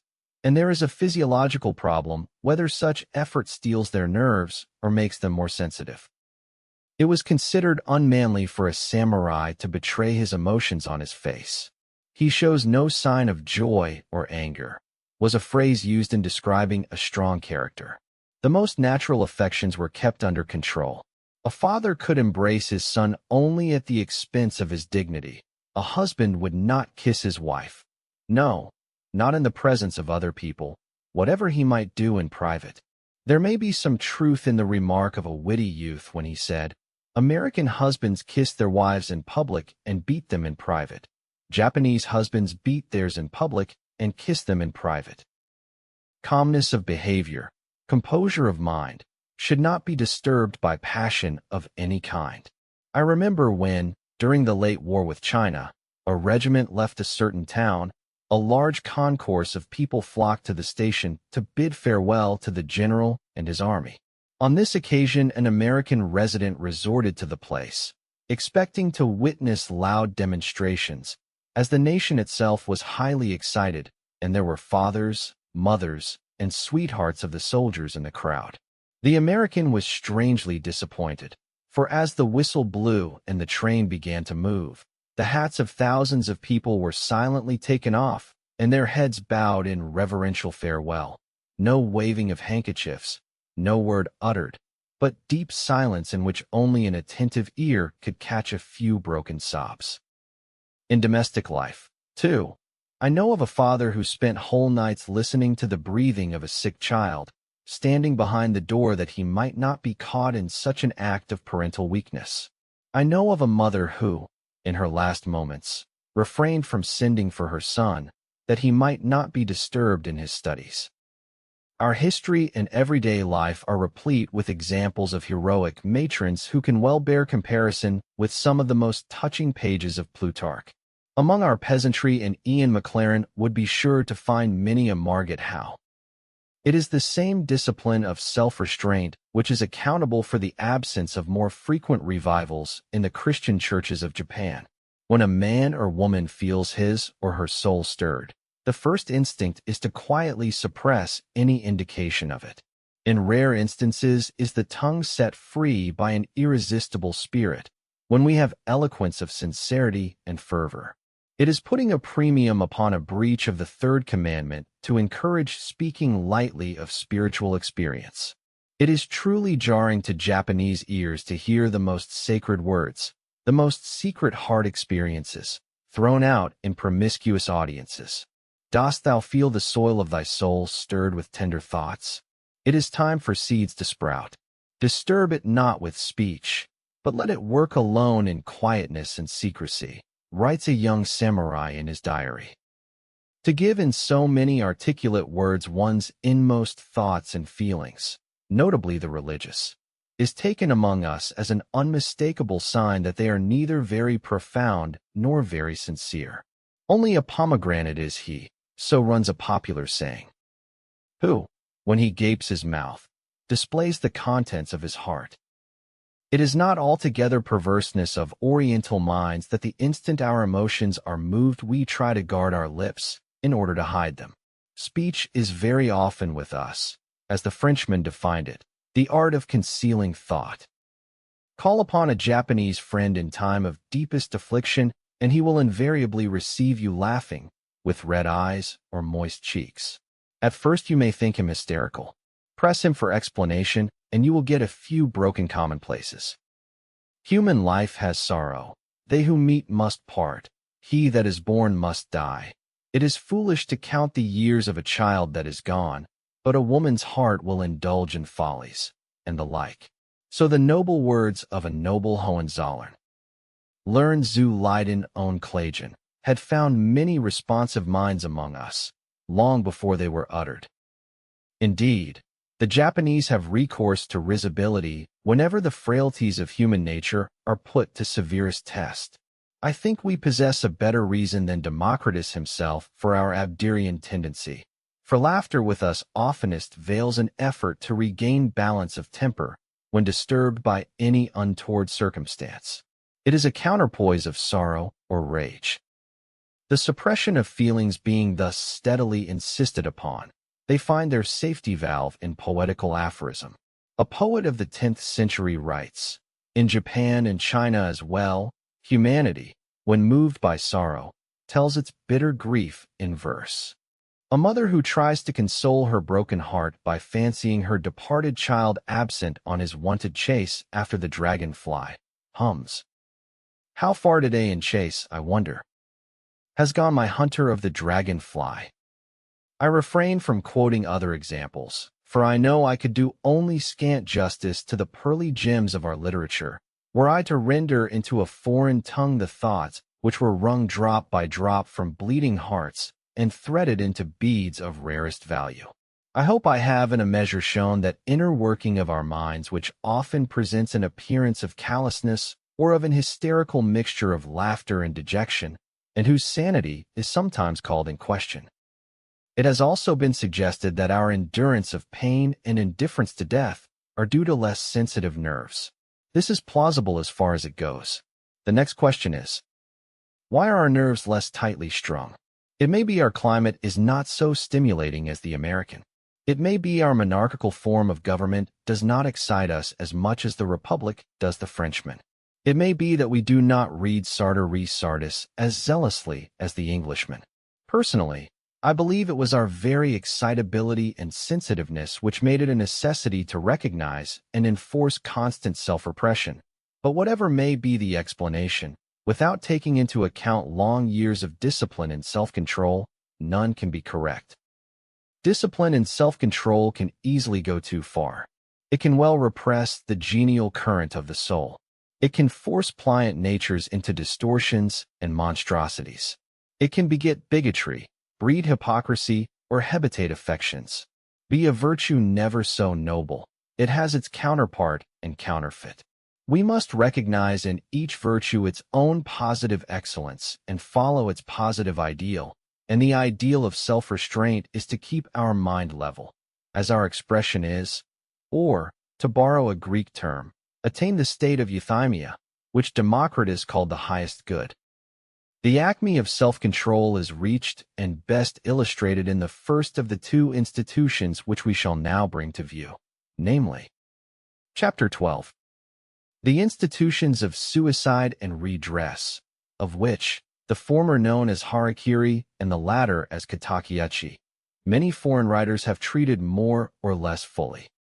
To begin with suicide, let me state that I confine my observations only to seppuku or kappuku, popularly known as harakiri, which means self-immolation by disembowelment. Ripping the abdomen? How absurd. So cry those to whom the name is new.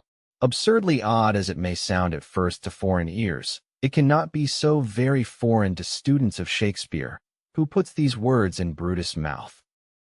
Thy Caesar's spirit walks abroad and turns our swords into our proper entrails. Listen to a modern English poet, who in his Light of Asia speaks of a sword piercing the bowels of a queen. None blames him for bad English or breach of modesty. Or, to take still another example, look at Guercino's painting of Cato's death in the Palazzo Rossa in Genoa. Whoever has read the swan song which Addison makes Cato sing will not jeer at the sword half buried in his abdomen. In our minds, this mode of death is associated with instances of noblest deeds and of most touching pathos, so that nothing repugnant, much less ludicrous, mars our conception of it. So wonderful is the transforming power of virtue, of greatness, of tenderness, that the vilest form of death assumes a sublimity and becomes a symbol of new life, or else the sign which Constantine beheld would not conquer the world.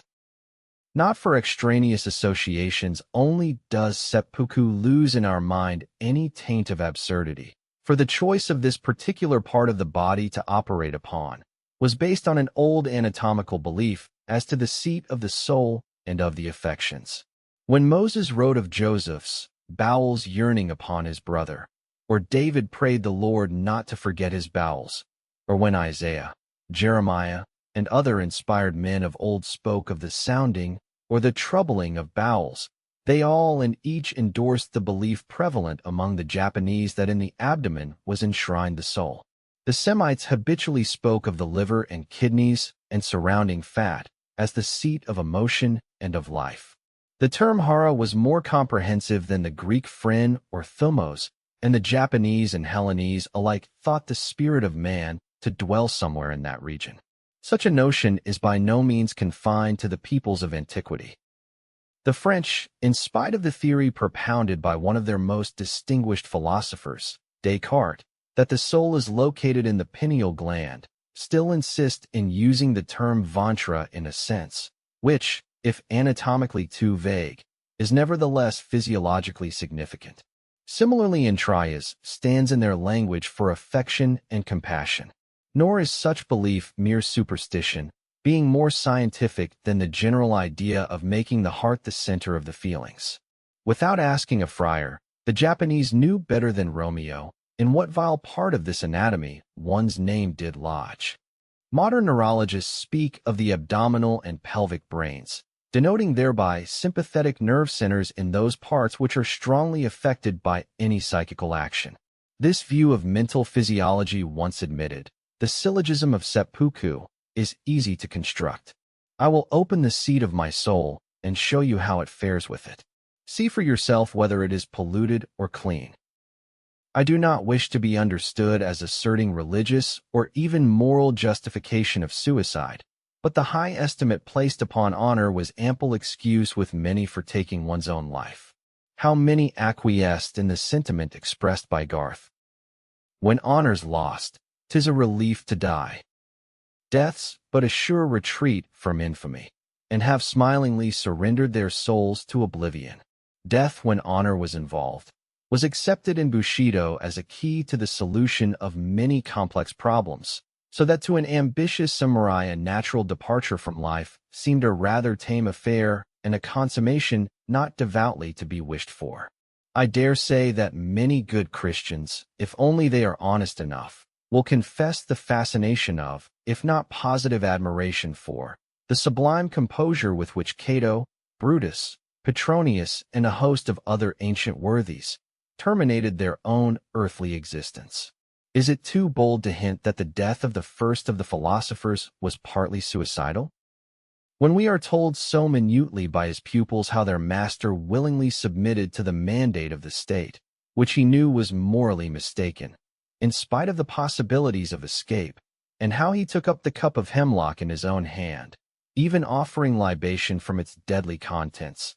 Do we not discern in his whole proceeding and demeanor an act of self-immolation? No physical compulsion here, as in ordinary cases of execution. True, the verdict of the judges was compulsory. It said, "Thou shalt die, and that by thy own hand." If suicide meant no more than dying by one's own hand, Socrates was a clear case of suicide. But nobody would charge him with the crime. Plato, who was averse to it, would not call his master a suicide. Now my readers will understand that seppuku was not a mere suicidal process. It was an institution, legal and ceremonial. An invention of the Middle Ages, it was a process by which warriors could expiate their crimes, apologize for errors, escape from disgrace, redeem their friends, or prove their sincerity. When enforced as a legal punishment, it was practiced with due ceremony. It was a refinement of self-destruction, and none could perform it without the utmost coolness of temper and composure of demeanor, and for these reasons it was particularly befitting the profession of Bushi. Antiquarian curiosity, if nothing else, would tempt me to give here a description of this obsolete ceremonial, but seeing that such a description was made by a far abler writer, whose book is not much read nowadays, I am tempted to make a somewhat lengthy quotation. Mitford, in his Tales of Old Japan, after giving a translation of a treatise on seppuku from a rare Japanese manuscript, goes on to describe an instance of such an execution of which he was an eyewitness. We, 7 foreign representatives, were invited to follow the Japanese witness into the hondo or main hall of the temple, where the ceremony was to be performed. It was an imposing scene, a large hall with a high roof supported by dark pillars of wood. From the ceiling hung a profusion of those huge gilt lamps and ornaments peculiar to Buddhist temples.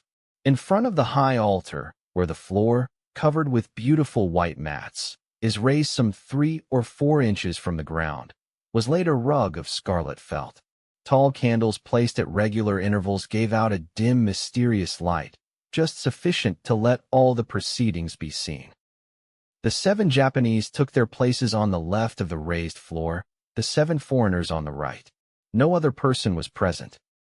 After the interval of a few minutes of anxious suspense, Taki Zinzaburo, a stalwart man 32 years of age, with a noble air, walked into the hall attired in his dress of ceremony, with the peculiar hempen cloth wings which are worn on great occasions.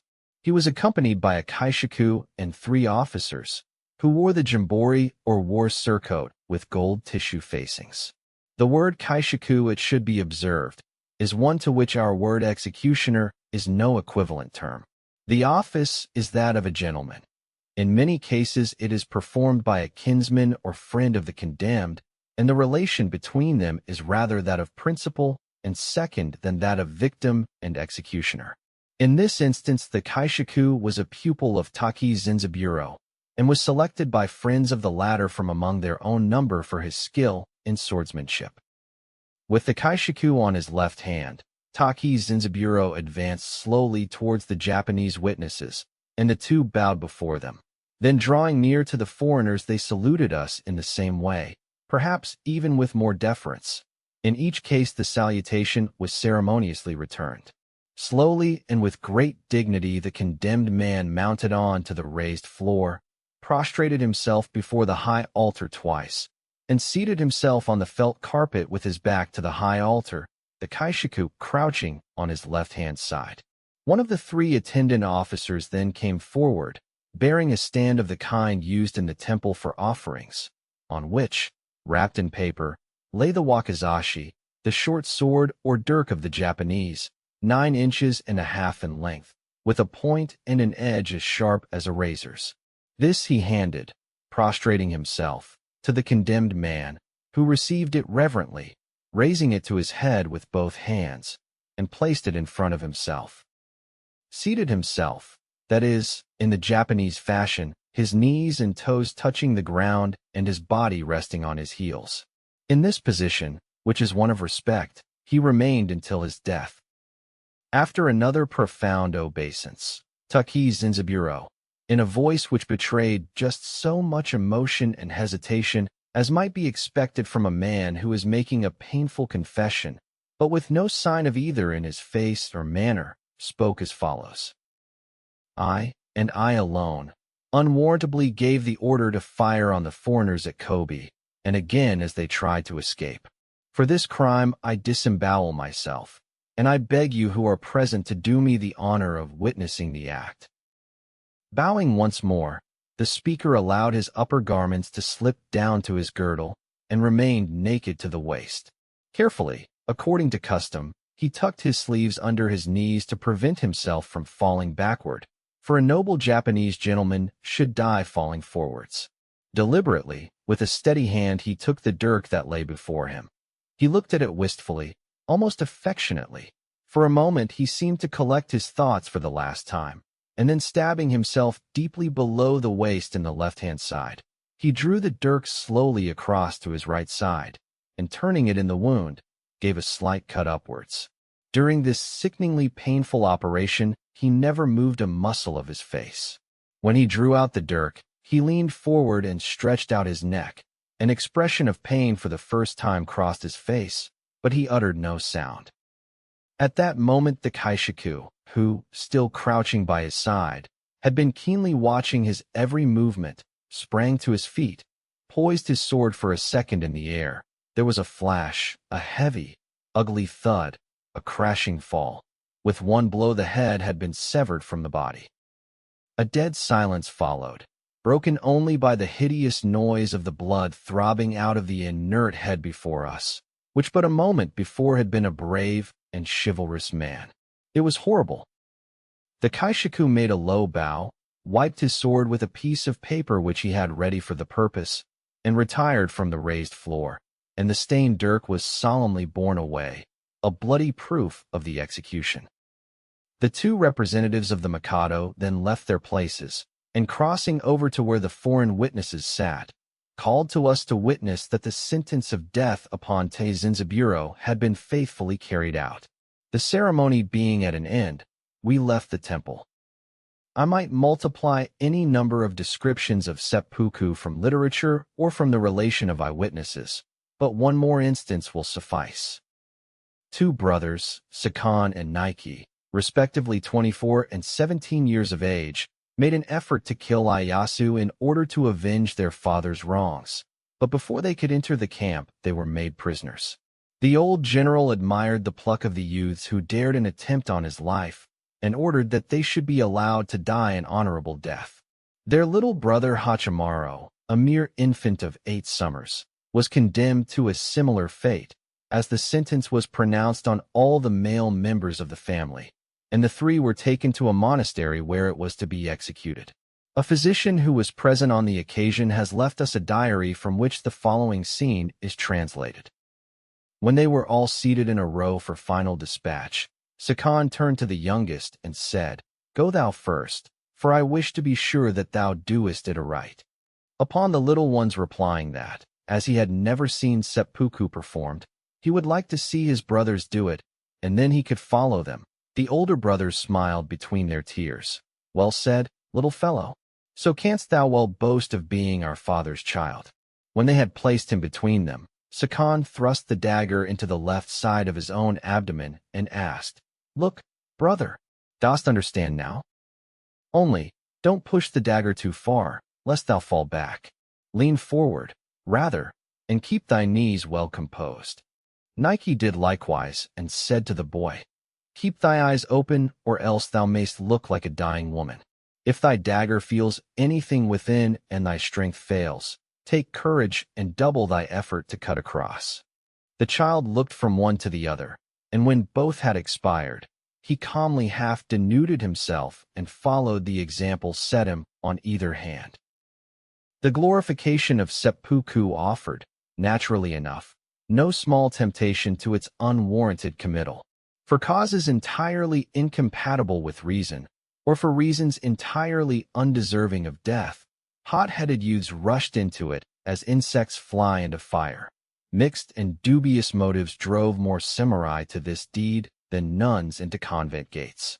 Life was cheap as reckoned by the popular standard of honor. The saddest feature was that honor, which was always in the agio, so to speak, was not always solid gold, but alloyed with baser metals. No one circle in the Inferno will boast of greater density of Japanese population than the seventh, to which Dante consigns all victims of self-destruction. And yet, for a true samurai to hasten death or to court it was alike cowardice.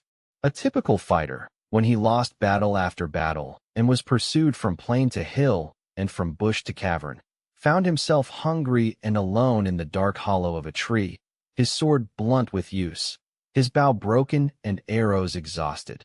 Did not the noblest of the Romans fall upon his own sword in Philippi under like circumstances, deemed it cowardly to die, but with a fortitude approaching a Christian martyr's, cheered himself with an impromptu verse.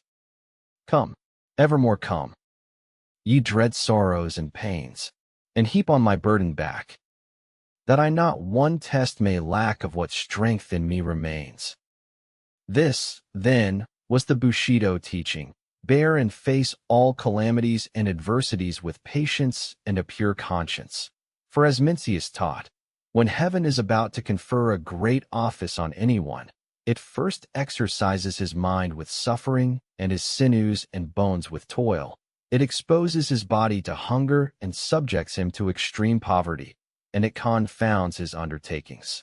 In all these ways it stimulates his mind, hardens his nature, and supplies his incompetencies. True honor lies in fulfilling heaven's decree, and no death incurred in so doing is ignominious, whereas death to avoid what heaven has in store is cowardly indeed. In that quaint book of Sir Thomas Browne's, Religio Medici, there is an exact English equivalent for what is repeatedly taught in our precepts. Let me quote it. It is a brave act of valor to contemn death, but where life is more terrible than death, it is then the truest valor to dare to live.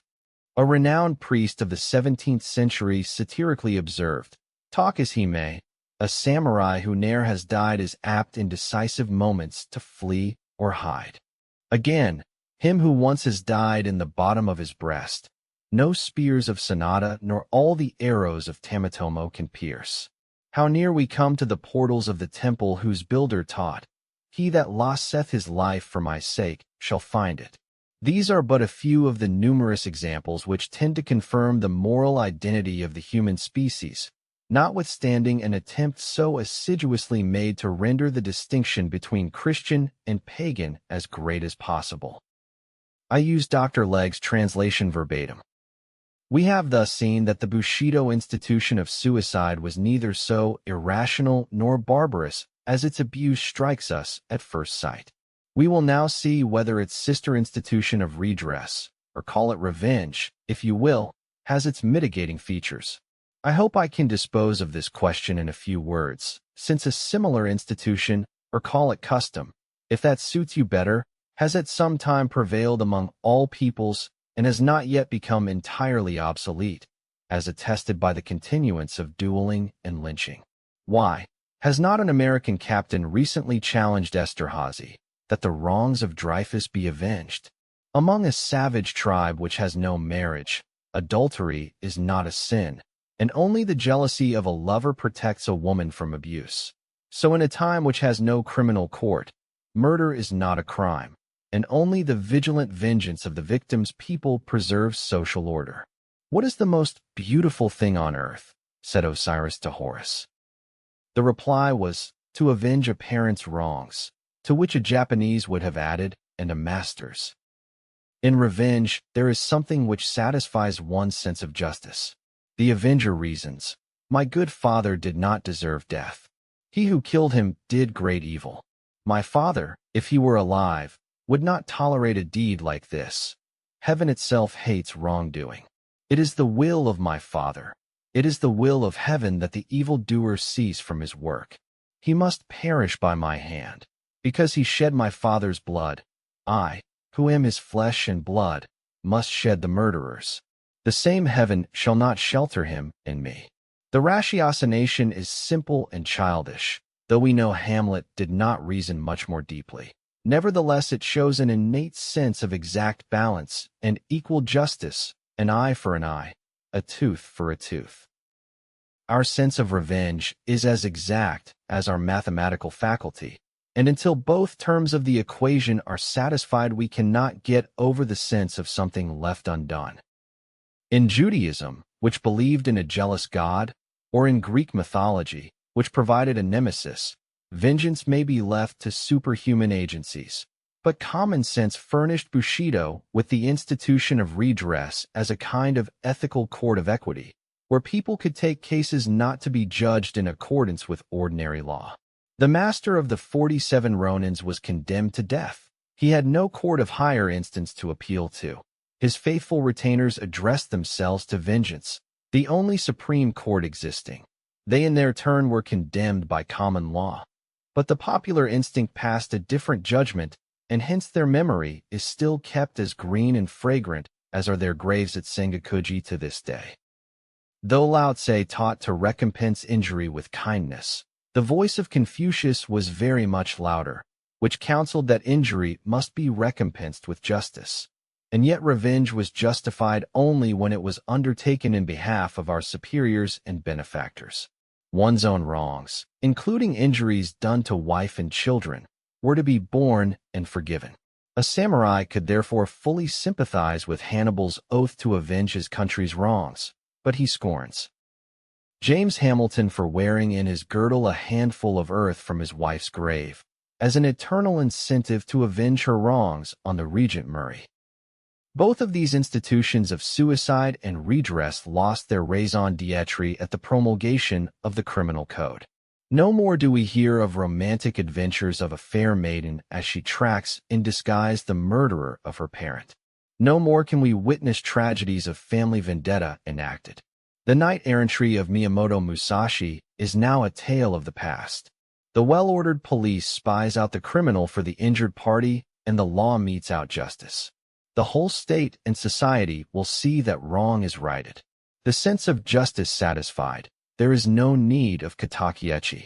If this had meant that hunger of the heart which feeds upon the hope of glutting that hunger with the lifeblood of the victim, as a New England divine has described it, a few paragraphs in the criminal code would not so entirely have made an end of it. As to seppuku, though it too has no existence de jure, we still hear of it from time to time, and shall continue to hear, I am afraid, as long as the past is remembered. Many painless and time-saving methods of self-immolation will come in vogue, as its votaries are increasing with fearful rapidity throughout the world. But Professor Morselli will have to concede to seppuku an aristocratic position among them. He maintains that when suicide is accomplished by very painful means or at the cost of prolonged agony, in 99 cases out of 100, it may be assigned as the act of a mind disordered by fanaticism, by madness, or by morbid excitement. But a normal seppuku does not savor of fanaticism, or madness, or excitement, utmost sang-froid being necessary to its successful accomplishment. Of the two kinds into which Dr. Strahan divides suicide, the rational or quasi, and the irrational or true, seppuku is the best example of the former type. Morselli, Suicide, page 314. Suicide and insanity. From these bloody institutions, as well as from the general tenor of Bushido, it is easy to infer that the sword played an important part in social discipline and life. The saying passed as an axiom which called. Chapter 13. The sword the soul of the samurai, and made it the emblem of power and prowess. When Muhammad proclaimed that the sword is the key of heaven and of hell, he only echoed a Japanese sentiment. Very early the samurai boy learned to wield it.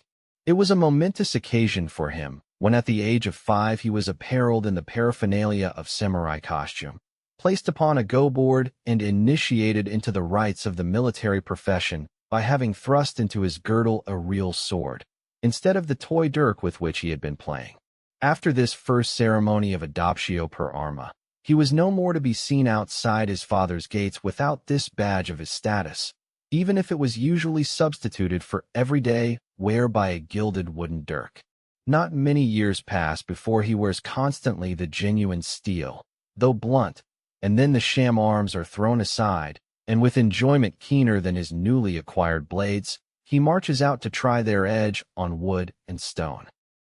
When B reaches man's estate at the age of 15, being given independence of action, he can now pride himself upon the possession of arms sharp enough for any work. The very possession of the dangerous instrument imparts to him a feeling and an air of self-respect and responsibility. He beareth not his sword in vain. What he carries in his belt is a symbol of what he carries in his mind and heart, loyalty and honor. The two swords, the longer and the shorter, called respectively Dado and Shoto or Katana and Wakizashi, never leave his side. When at home, they grace the most conspicuous place in study or parlor. By night they guard his pillow within easy reach of his hand. Constant companions, they are beloved, and proper names of endearment given them. Being venerated, they are well-nigh worshipped. The father of history has recorded as a curious piece of information that the Scythians sacrificed to an iron scimitar. Many a temple and many a family in Japan hoards a sword as an object of adoration. Even the commonest dirk has due respect paid to it. Any insult to it is tantamount to personal affront. Woe to him who carelessly steps over a weapon lying on the floor. The game of Go is sometimes called Japanese checkers, but is much more intricate than the English game. The Go board contains 361 squares and is supposed to represent a battlefield, the object of the game being to occupy as much space as possible. So precious an object cannot long escape the notice and the skill of artists nor the vanity of its owner, especially in times of peace, when it is worn with no more use than a crozier by a bishop or a scepter by a king. Shark skin and finest silk for hilt, silver and gold for guard, lacquer of varied hues for scabbard, rob the deadliest weapon of half its terror. But these appurtenances are playthings compared with the blade itself. The swordsmith was not a mere artisan, but an inspired artist, and his workshop a sanctuary. Daily he commenced his craft with prayer and purification, or, as the phrase was, he committed his soul and spirit into the forging and tempering of the steel. Every swing of the sledge, every plunge into water, every friction on the grindstone, was a religious act of no slight import. Was it the spirit of the master or of his tutelary god that cast a formidable spell over our sword? Perfect as a work of art, setting at defiance its Toledo and Damascus rivals, there is more than art could impart. Its cold blade, collecting on its surface the moment it has drawn the vapors of the atmosphere. Its immaculate texture, flashing light of bluish hue. Its matchless edge, upon which histories and possibilities hang. The curve of its back, uniting exquisite grace with utmost strength. All these thrill us with mixed feelings of power and beauty, of awe and terror. Harmless were its mission, if it only remained a thing of beauty and joy. But, ever within reach of the hand, it presented no small temptation for abuse. Too often did the blade flash forth from its peaceful sheath. The abuse sometimes went so far as to try the acquired steel on some harmless creature's neck. The question that concerns us most is, however, did Bushido justify the promiscuous use of the weapon? The answer is unequivocally no. As it laid great stress on its proper use, so did it denounce and abhor its misuse. A dastard or a braggart was he who brandished his weapon on undeserved occasions. A self-possessed man knows the right time to use it, and such times come but rarely.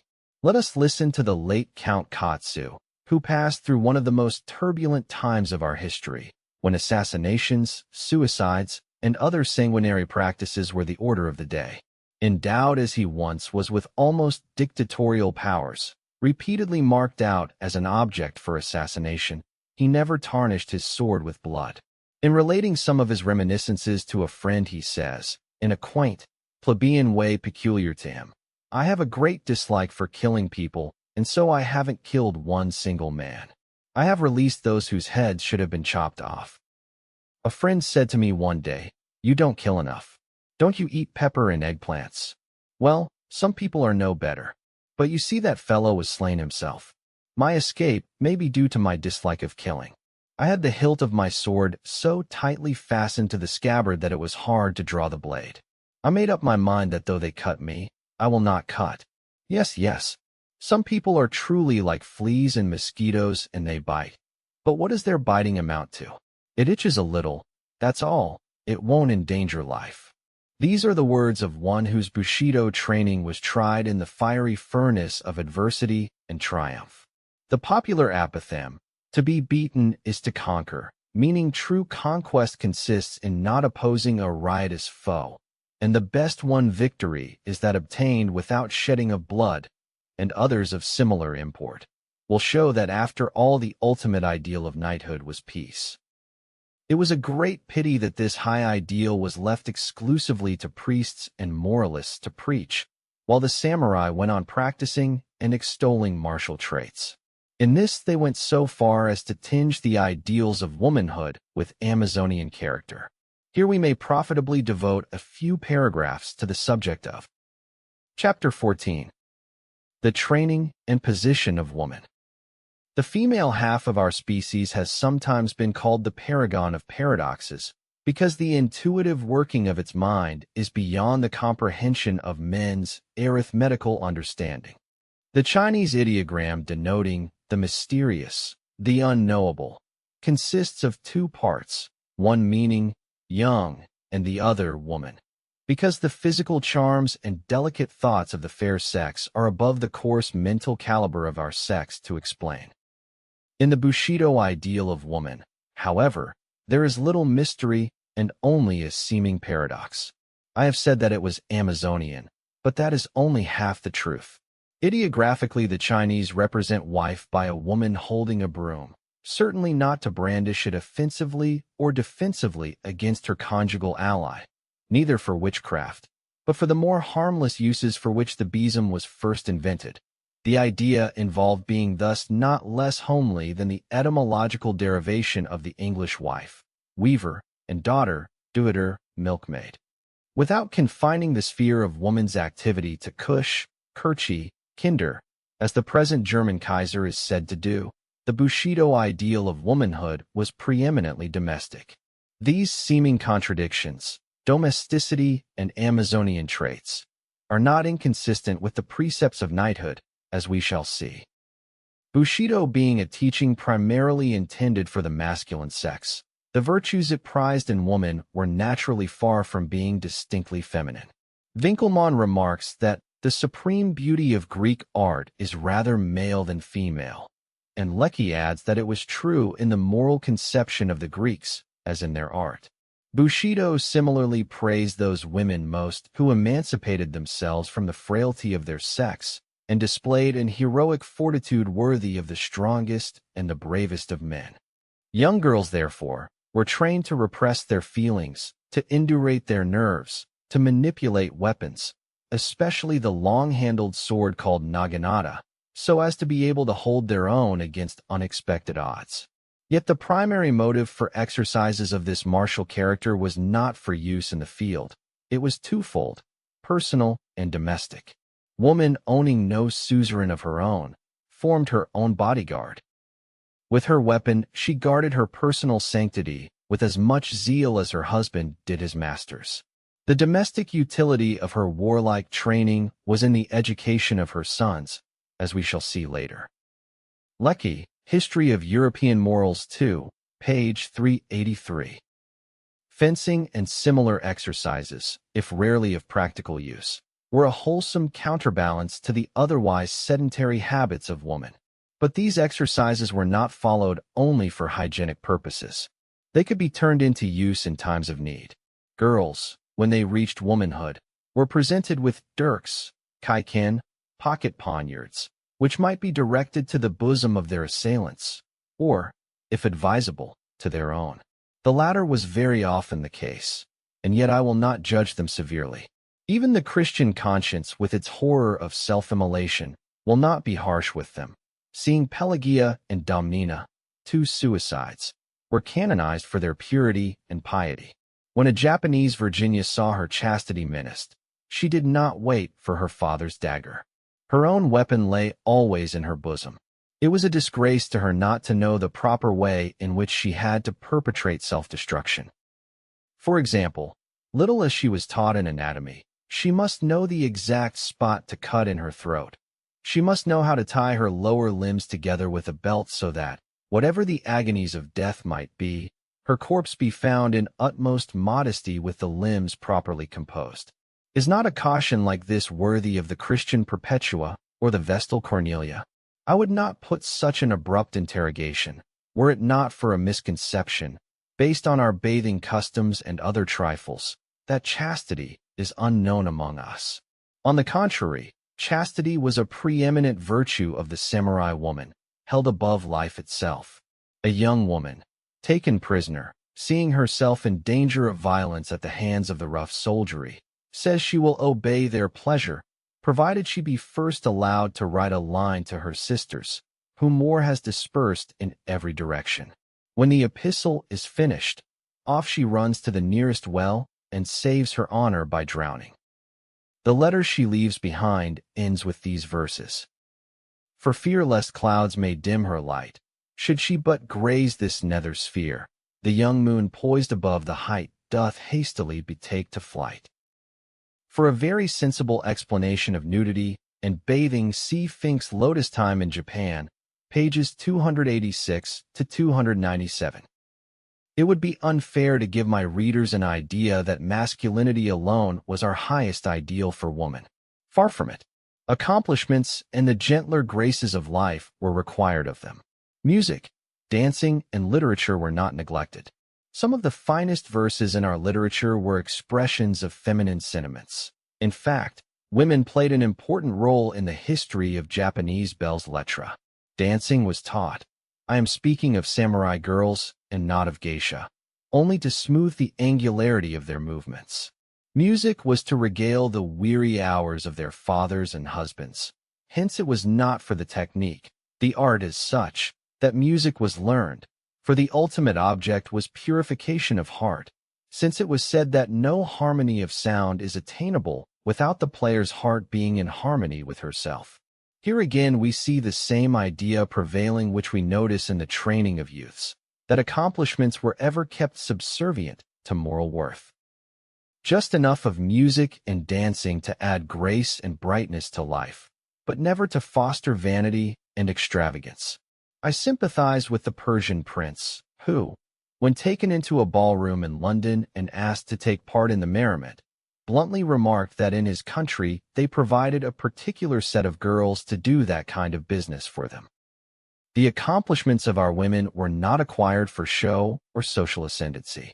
They were a home diversion, and if they shone in social parties, it was as the attributes of a hostess, in other words, as a part of the household contrivance for hospitality. Domesticity guided their education. It may be said that the accomplishments of the women of old Japan, be they martial or pacific in character, were mainly intended for the home, and however far they might roam, they never lost sight of the hearth as the center. It was to maintain its honor and integrity that they slaved, drudged, and gave up their lives. Night and day, in tones at once firm and tender, brave and plaintive, they sang to their little nests. As daughter, woman sacrificed herself for her father, as wife for her husband, and as mother for her son. Thus from earliest youth she was taught to deny herself. Her life was not one of independence, but of dependent service. Man's helpmeet. If her presence is helpful, she stays on the stage with him. If it hinders his work, she retires behind the curtain. Not infrequently does it happen that a youth becomes enamored of a maiden who returns his love with equal ardor, but, when she realizes his interest in her makes him forgetful of his duties, disfigures her person that her attractions may cease. Adzuma, the ideal wife in the minds of samurai girls, finds herself loved by a man who, in order to win her affection, conspires against her husband. Upon pretense of joining in the guilty plot, she manages in the dark to take her husband's place, and the sword of the lover-assassin descends upon her own devoted head. The following epistle written by the wife of a young daimyo, before taking her own life, needs no comment. Oft have I heard that no accident or chance ever mars the march of events here below, and that all moves in accordance with a plan.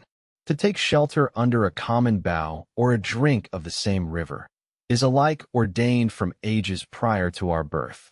Since we were joined in ties of eternal wedlock, now 2 short years ago, my heart hath followed thee, even as its shadow followeth an object, inseparably bound heart to heart, loving and being loved.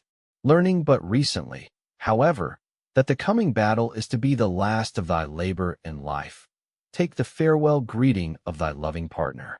I have heard that Kou, the mighty warrior of ancient China, lost a battle, loath to part with his favorite gu.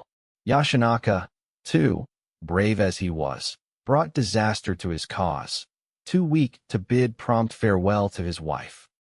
Why should I, to whom earth no longer offers hope or joy, why should I detain thee or thy thoughts by living? Why should I not, rather, await thee on the road which all mortal kind must sometime tread? Never, prithee, never forget the many benefits which our good master Hideyori hath heaped upon thee. The gratitude we owe him is as deep as the sea and as high as the hills. Woman's surrender of herself to the good of her husband, home, and family was as willing and honorable as the man's self-surrender to the good of his lord and country. Self-renunciation, without which no life enigma can be solved, was the keynote of the loyalty of man as well as of the domesticity of woman. She was no more the slave of man than was her husband of his liege lord, and the part she played was recognized as Neijo, the inner help.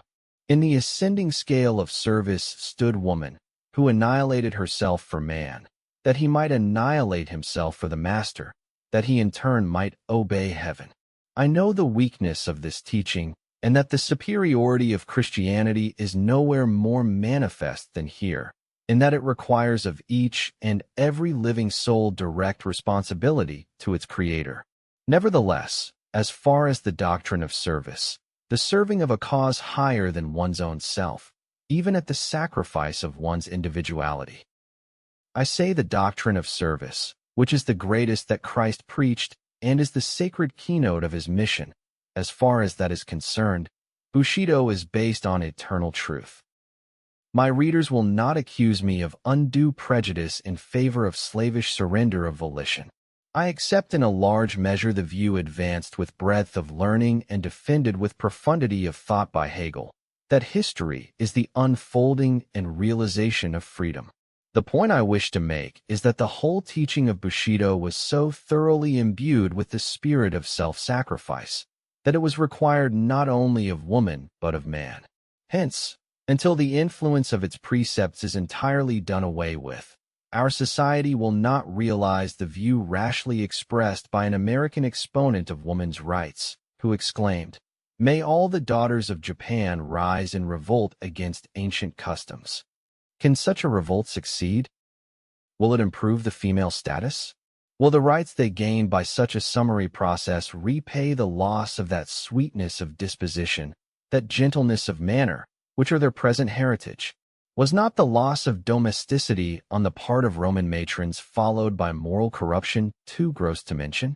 Can the American reformer assure us that a revolt of our daughters is the true course for their historical development to take? These are grave questions. Changes must and will come without revolts. In the meantime, let us see whether the status of the fair sex under the Bushido regimen was really so bad as to justify a revolt. We hear much of the outward respect European knights paid to God and the ladies, the incongruity of the two terms making Gibbon blush.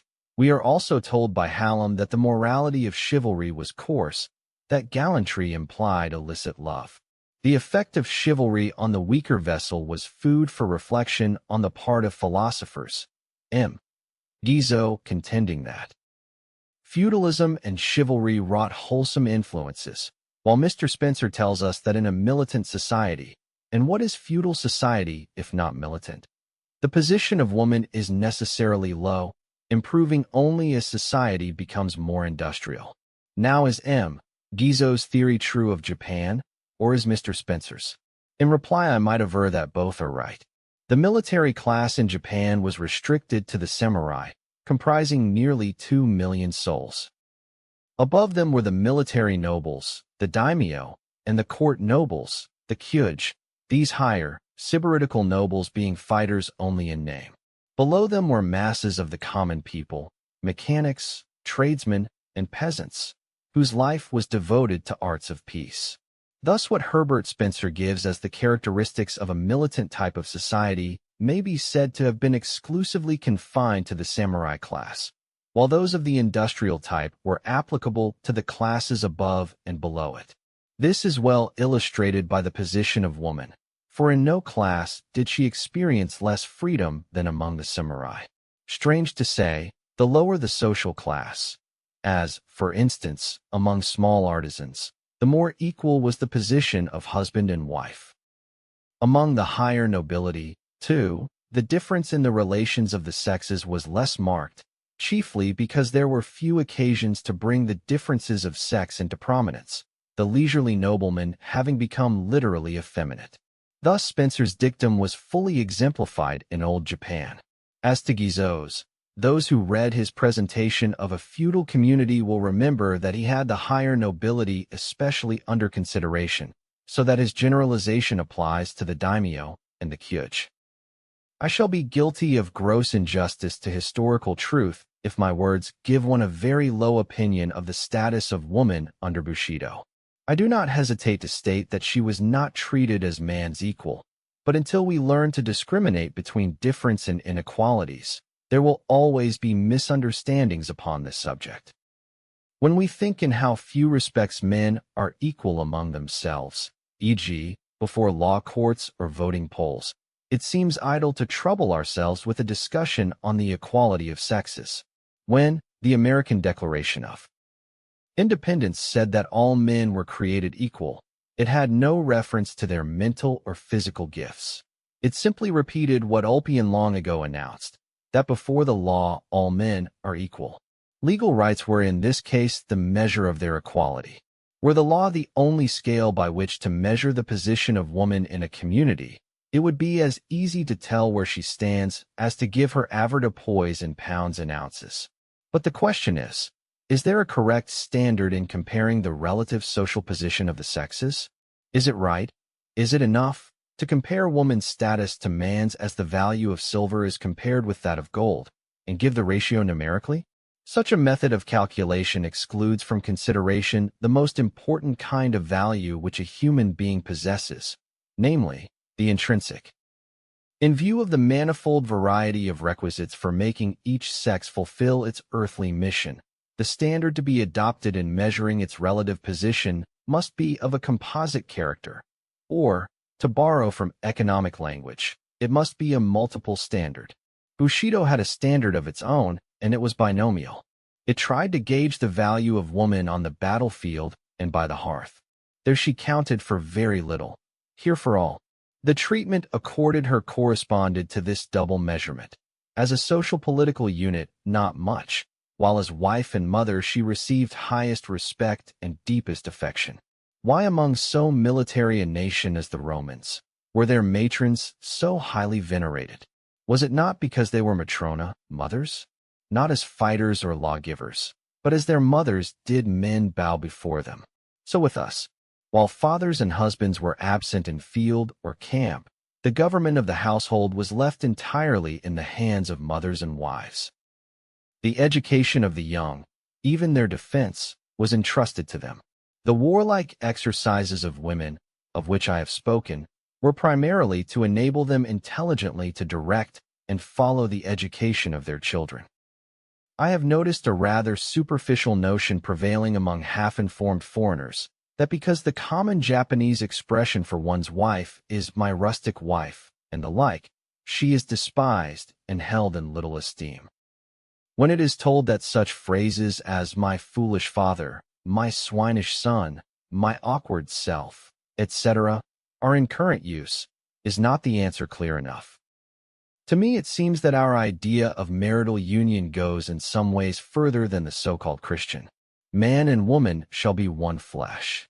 The individualism of the Anglo-Saxon cannot let go of the idea that husband and wife are two persons. Hence, when they disagree, their separate rights are recognized, and when they agree, they exhaust their vocabulary in all sorts of silly pet names and nonsensical blandishments. It sounds highly irrational to our ears when a husband or wife speaks to a third party of his other half, better or worse, as being lovely, bright, kind, and what not. Is it good taste to speak of oneself as my bright self, my lovely disposition, and so forth? We think praising one's own wife or one's own husband is praising a part of one's own self, and self-praise is regarded, to say the least, as bad taste among us, and I hope, among Christian nations too. I have diverged at some length because the polite debasement of one's consort was a usage most in vogue among the samurai. The Teutonic races beginning their tribal life with a superstitious awe of the fair sex, though this is really wearing off in Germany, and the Americans beginning their social life under the painful consciousness of the numerical insufficiency of women, who, now increasing, are, I am afraid, fast losing the prestige their colonial mothers enjoyed. The respect man pays to woman has in Western civilization become the chief standard of morality. But in the martial ethics of Bushido, the main watershed dividing the good and the bad was sought elsewhere. It was located along the line of duty which bound man to his own divine soul and then to other souls, in the 5 relations I have mentioned in the early part of this paper. Of these we have brought to our readers' notice loyalty, the relation between one man as vassal and another as lord. Upon the rest, I have only dwelt incidentally as occasion presented itself, because they were not peculiar to Bushido. Being founded on natural affections, they could but be common to all mankind, though in some particulars they may have been accentuated by conditions which its teachings induced.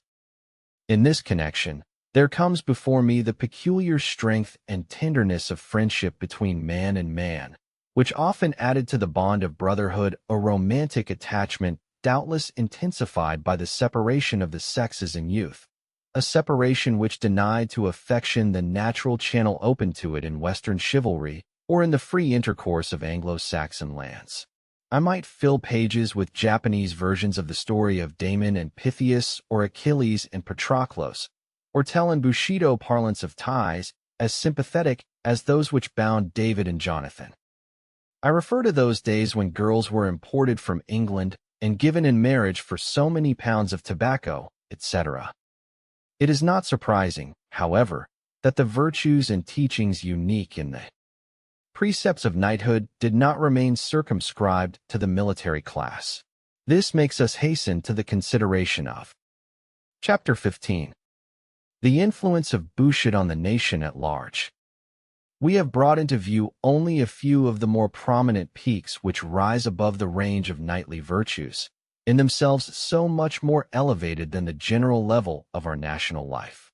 As the sun in its rising first tips the highest peaks with russet hue, and then gradually casts its rays on the valley below, so the ethical system which first enlightened the military order drew, in course of time, followers from amongst the masses. Democracy raises up a natural prince for its leader, and aristocracy infuses a princely spirit among the people. Virtues are no less contagious than vices. There needs but one wise man in a company, and all are wise. So rapid is the contagion, says Emerson. No social class or caste can resist the diffusive power of moral influence. Prate as we may of the triumphant march of Anglo-Saxon liberty, rarely has it received impetus from the masses. Was it not rather the work of the squires and gentlemen? Very truly does M. Taine say, these 3 syllables, as used across the channel, summarize the history of English society. Democracy may make self-confident retorts to such a statement and fling back the question, when Adam delved and Eve span, where then was the gentleman? All the more pity that a gentleman was not present in Eden. The first parents missed him sorely and paid a high price for his absence. Had he been there, not only would the garden have been more tastefully dressed, but they would have learned without painful experience that disobedience to Jehovah was disloyalty and dishonor, treason and rebellion. What Japan was she owed to the samurai? They were not only the flower of the nation, but its root as well. All the gracious gifts of heaven flowed through them. Though they kept themselves socially aloof from the populace, they set a moral standard for them and guided them by their example. I admit Bushido had its esoteric and exoteric teachings. These were eudaimonistic, looking after the welfare and happiness of the commonalty, while those were eretaic, emphasizing the practice of virtues for their own sake. In the most chivalrous days of Europe, knights formed numerically but a small fraction of the population, but, as Emerson says, in English, literature half the drama and all the novels, from Sir Philip Sidney to Sir Walter Scott, paint this figure, gentlemen. Right in place of Sidney and Scott, Chikamatsu and Bakin, and you have in a nutshell the main features of the literary history of Japan. The innumerable avenues of popular amusement and instruction, the theaters, the storytellers' booths, the preacher's dais, the musical recitations, the novels, have taken for their chief theme the stories of the samurai. The peasants round the open fire in their huts never tire of repeating the achievements of Yoshitsune and his faithful retainer Benkei, or of the two brave Soga brothers. The dusky urchins listen with gaping mouths until the last stick burns out and the fire dies in its embers, still leaving their hearts aglow with the tale that is told. The clerks and the shop boys, after their day's work is over and the Yamato of the store are closed, gather together to relate the story of Nobunaga and Hideyoshi far into the night, until slumber overtakes their weary eyes and transports them from the drudgery of the counter to the exploits of the field. The very babe just beginning to toddle is taught to lisp the adventures of Mamaturo, the daring conqueror of Ogreland. Even girls are so imbued with the love of knightly deeds and virtues that, like Desdemona, they would seriously incline to devour with greedy ear the romance of the samurai. Outside shutters. The samurai grew to be the beau ideal of the whole race. As among flowers the cherry is queen, so among men the samurai is lord, so sang the populace.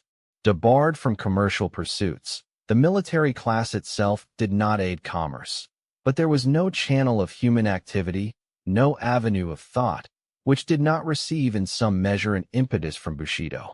Intellectual and moral Japan was directly or indirectly the work of knighthood. Mr. Malik, in his exceedingly suggestive book, Aristocracy and Evolution, has eloquently told us that social evolution, insofar as it is other than biological, may be defined as the unintended result of the intentions of great men. Further, that historical progress is produced by a struggle, not among the community generally, to live, but a struggle amongst a small section of the community to lead, to direct, to employ, the majority in the best way. Whatever may be said about the soundness of his argument, these statements are amply verified in the part played by Bushi in the social progress, as far as it went, of our empire. How the spirit of Bushido permeated all social classes is also shown in the development of a certain order of men, known as Otoko-date, the natural leaders of democracy. Staunch fellows were they, every inch of them strong with the strength of massive manhood. At once the spokesmen and the guardians of popular rights, they had each a following of hundreds and thousands of souls who proffered in the same fashion that samurai did to daimyo, the willing service of limb and life, of body, chattels, and earthly honor. Backed by a vast multitude of rash and impetuous working men, those born bosses formed a formidable check to the rampancy of the two-sword order. In manifold ways has Bushido filtered down from the social class where it originated and acted as leaven among the masses, furnishing a moral standard for the whole people. The precepts of knighthood, begun at first as the glory of the elite, became in time an aspiration and inspiration to the nation at large, and though the populace could not attain the moral height of those loftier souls, yet Yamato Damashii, the soul of Japan, ultimately came to express the Volksgeist of the island realm.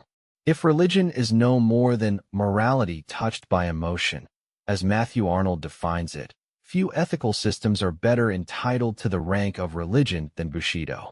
Motori has put the mute utterance of the nation into words when he sings. Isles of blessed Japan. Should your Yamato spirit strangers seek to scan, say, scenting morn's sunlit air, blows the cherry wild and fair. Yes, the sakura has for ages been the favorite of our people and the emblem of our character. Mark particularly the terms of definition which the poet uses, the words the wild cherry flower scenting the morning sun. Cerasus pseudo-cerasus, Lindley. The Yamato spirit is not a tame, tender plant, but a wild, in the sense of natural, growth. It is indigenous to the soil. Its accidental qualities it may share with the flowers of other lands, but in its essence it remains the original, spontaneous outgrowth of our clime. But its nativity is not its sole claim to our affection. The refinement and grace of its beauty appeal to our aesthetic sense as no other flower can. We cannot share the admiration of the Europeans for their roses, which lack the simplicity of our flower. Then, too, the thorns that are hidden beneath the sweetness of the rose, the tenacity with which she clings to life, as though loath or afraid to die rather than drop untimely, preferring to rot on her stem, her showy colors and heavy odors. All these are traits so unlike our flower, which carries no dagger or poison under its beauty, which is ever ready to depart life at the call of nature, whose colors are never gorgeous, and whose light fragrance never palls. Beauty of color and of form is limited in its showing. It is a fixed quality of existence, whereas fragrance is volatile, ethereal, as the breathing of life. So in all religious ceremonies frankincense and myrrh play a prominent part.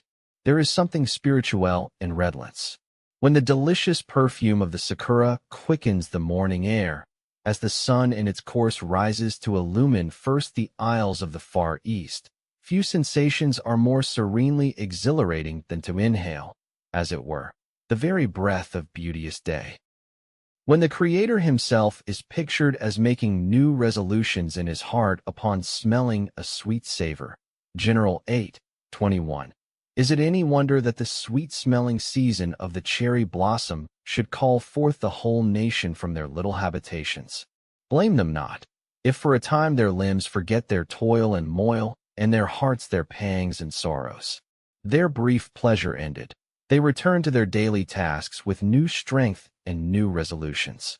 Thus in ways more than one is the sakura the flower of the nation. Is then this flower, so sweet and evanescent, blown whithersoever the wind listeth, and, shedding a puff of perfume, ready to vanish forever, is this flower the type of the Yamato spirit? Is the soul of Japan so frailly mortal? Chapter 16. Is Bushido still alive? Or has Western civilization, in its march through the land, already wiped out every trace of its ancient discipline? It were a sad thing if a nation's soul could die so fast. That were a poor soul that could succumb so easily to extraneous influences. The aggregate of psychological elements which constitute a national character is as tenacious as the irreducible elements of species, of the fins of fish, of the beak of the bird, of the tooth of the carnivorous animal. In his recent book, full of shallow asseverations and brilliant generalizations, M. Lebens says, the discoveries due to the intelligence are the common patrimony of humanity. Qualities or defects of character constitute the exclusive patrimony of each people. They are the firm rock which the waters must wash day by day for centuries, before they can wear away even its external asperities. These are strong words and would be highly worth pondering over, provided there were qualities and defects of character which constitute the exclusive patrimony of each people. Schematizing theories of this sort had been advanced long before Lebens began to write his book, and they were exploded long ago by Theodore Waits and Hugh Murray. In studying the various virtues instilled by Bushido, we have drawn upon European sources for comparison and illustrations, and we have seen that no one quality of character was its exclusive patrimony. It is true the aggregate of moral qualities presents a quite unique aspect. It is this aggregate which Emerson names a compound result into which every great force enters as an ingredient. But instead of making it, as Lebon does, an exclusive patrimony of a race or people, the Concord philosopher calls it an element which unites the most forcible persons of every country, makes them intelligible and agreeable to each other, and is somewhat so precise that it is at once felt if an individual lack the Masonic sign. The Psychology of Peoples, page 33. The character which Bushido stamped on our nation and on the samurai in particular cannot be said to form an irreducible element of species, but nevertheless, as to the vitality which it retains, there is no doubt. Were Bushido a mere physical force, the momentum it has gained in the last 700 years could not stop so abruptly. Were it transmitted only by heredity, its influence must be immensely widespread. Just think, as M. Chassin, a French economist, has calculated, that supposing there be 3 generations in a century, each of us would have in his veins the blood of at least 20 millions of the people living in the year 1000 AD. The merest peasant that grubs the soil, bowed by the weight of centuries, has in his veins the blood of ages, and is thus a brother to us as much as to the ox.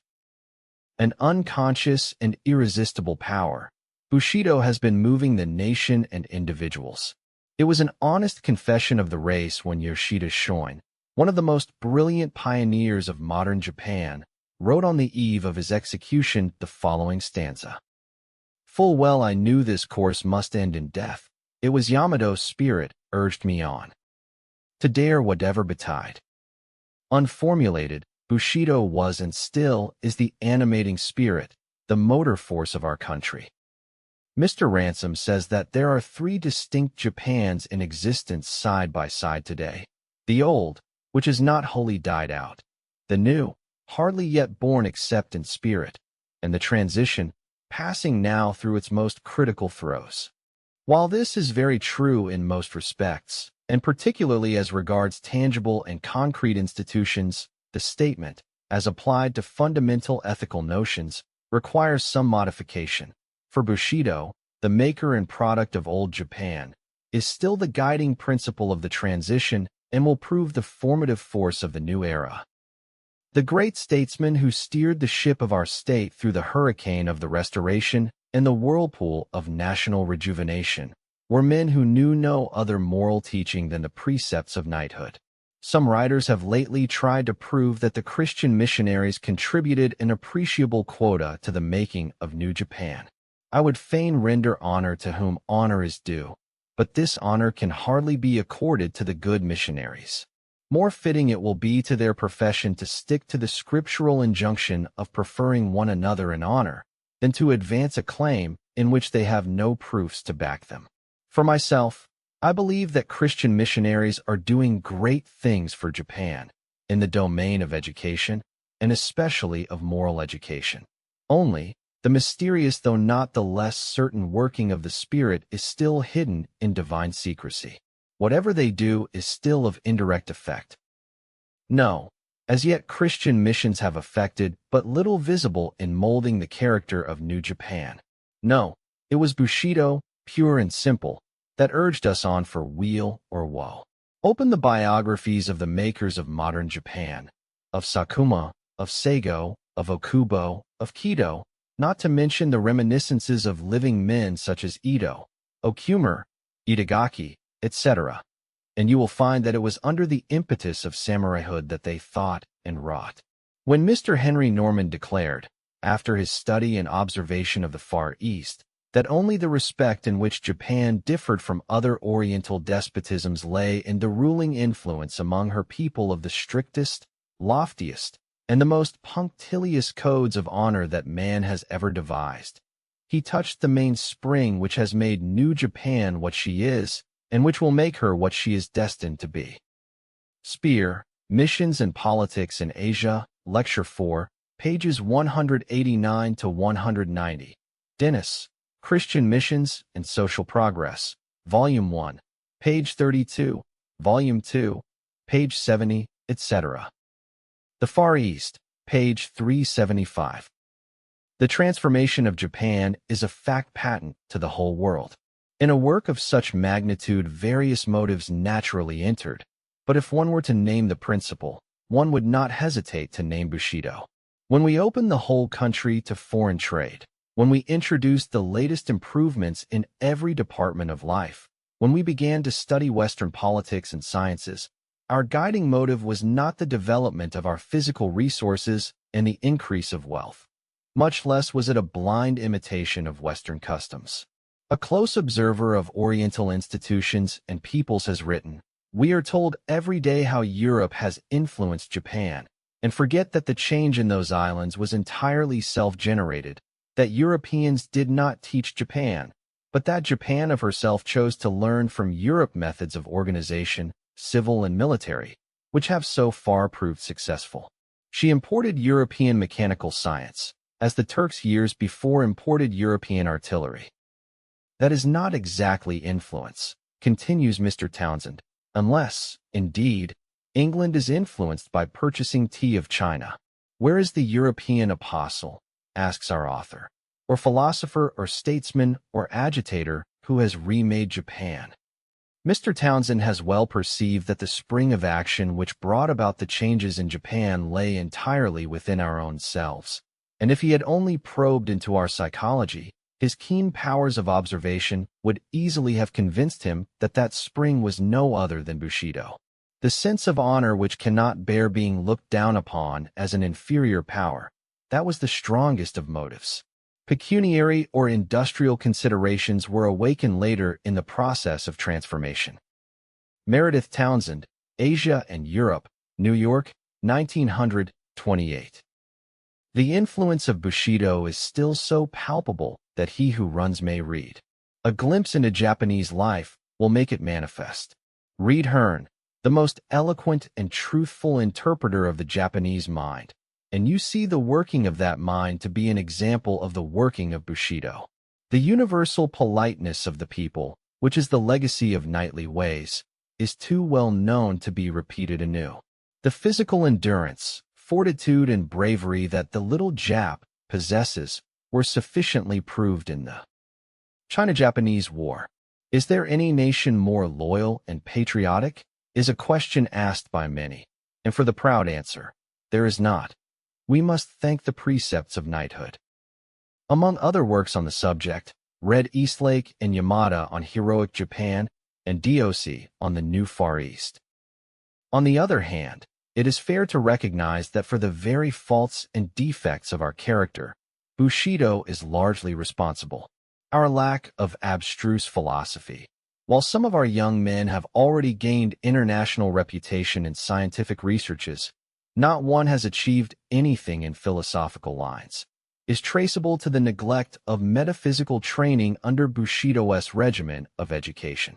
Our sense of honor is responsible for our exaggerated sensitiveness and touchiness, and if there is the conceit in us with which some foreigners charge us, that, too, is a pathological outcome of honor. Have you seen in your tour of Japan many a young man with unkempt hair, dressed in shabbiest garb, carrying in his hand a large cane or a book, stalking about the streets with an air of utter indifference to mundane things? He is the Shōzei student, to whom the earth is too small and the heavens are not high enough. He has his own theories of the universe and of life. He dwells in castles of air and feeds on ethereal words of wisdom. In his eyes beams the fire of ambition. His mind is athirst for knowledge. Penury is only a stimulus to drive him onward. Worldly goods are in his sight shackles to his character. He is the repository of loyalty and patriotism. He is the self-imposed guardian of national honor. With all his virtues and his faults, he is the last fragment of Bushido. Deep-rooted and powerful as is still the effect of Bushido, I have said that it is an unconscious and mute influence. The heart of the people responds, without knowing the reason why, to any appeal made to what it has inherited, and hence the same moral idea expressed in a newly translated term and in an old Bushido term has a vastly different degree of efficacy. A backsliding Christian, whom no pastoral persuasion could help from downward tendency, was reverted from his course by an appeal made to his loyalty, the fidelity he once swore to his master. The word loyalty revived all the noble sentiments that were permitted to grow lukewarm. A band of unruly youths engaged in a long-continued student strike in a college on account of their dissatisfaction with a certain teacher disbanded at two simple questions put by the director. Is your professor a blameless character? If so, you ought to respect him and keep him in the school. Is he weak? If so, it is not manly to push a falling man. The scientific incapacity of the professor, which was the beginning of the trouble, dwindled into insignificance in comparison with the moral issues hinted at.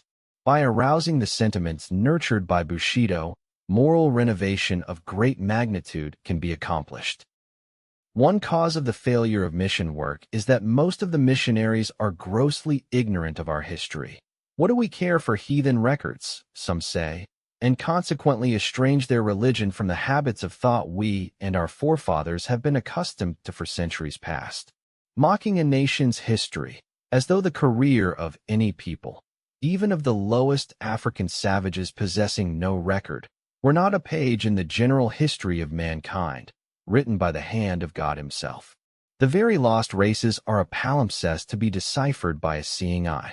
To a philosophic and pious mind, the races themselves are marks of divine chirography clearly traced in black and white as on their skin, and if this simile holds good, the yellow race forms a precious page inscribed in hieroglyphics of gold. Ignoring the past career of a people, missionaries claim that Christianity is a new religion, whereas, to my mind, it is an old story, which, if presented in intelligible words, that is to say, if expressed in the vocabulary familiar in the moral development of a people, will find easy lodgment in their hearts, irrespective of race or nationality. Christianity in its American or English form, with more of Anglo-Saxon freaks and fancies than grace and purity of its founder, is a poor scion to graft on Bushido stock. Should the propagator of the new faith uproot the entire stock, root and branches, and plant the seeds of the gospel on the ravaged soil? Such a heroic process may be possible. In Hawaii, where, it is alleged, the church militant had complete success in amassing spoils of wealth itself, and in annihilating the aboriginal race. Such a process is most decidedly impossible in Japan. Nay, it is a process which Jesus himself would never have employed in founding his kingdom on earth. It behooves us to take more to heart the following words of a saintly man, devout Christian and profound scholar. Men have divided the world into heathen and Christian, without considering how much good may have been hidden in the one, or how much evil may have been mingled with the other. They have compared the best part of themselves with the worst of their neighbors, the ideal of Christianity with the corruption of Greece or the East.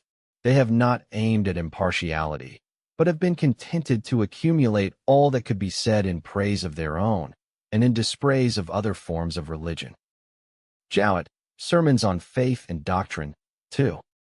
But, whatever may be the error committed by individuals, there is little doubt that the fundamental principle of the religion they profess is a power which we must take into account in reckoning. Chapter 17. The future of Bushido, whose days seem to be already numbered. Ominous signs are in the air that betoken its future. Not only signs, but redoubtable forces are at work to threaten it. Few historical comparisons can be more judiciously made than between the chivalry of Europe and the Bushido of Japan, and, if history repeats itself, it certainly will do with the fate of the latter what it did with that of the former. The particular and local causes for the decay of chivalry, which St. Pali gives, have, of course, little application to Japanese conditions. But the larger and more general causes that help to undermine knighthood and chivalry in and after the Middle Ages are as surely working for the decline of Bushido. One remarkable difference between the experience of Europe and of Japan is that, whereas in Europe, when chivalry was weaned from feudalism and was adopted by the church, it obtained a fresh lease of life. In Japan, no religion was large enough to nourish it. Hence, when the mother institution, feudalism, was gone, Bushido, left an orphan, had to shift for itself. The present elaborate military organization might take it under its patronage, but we know that modern warfare can afford little room for its continuous growth. Shintoism, which fostered it in its infancy, is itself superannuated.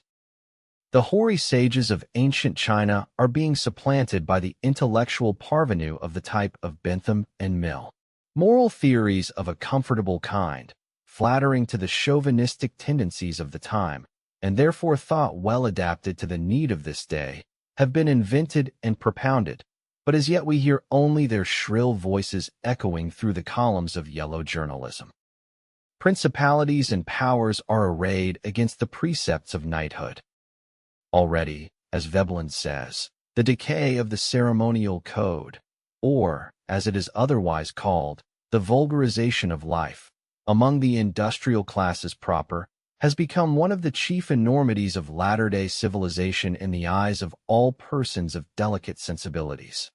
The irresistible tide of triumphant democracy, which can tolerate no form or shape of trust, and Bushido was a trust organized by those who monopolized reserve capital of intellect and culture, fixing the grades and value of moral qualities, is alone powerful enough to engulf the remnant of Bushido.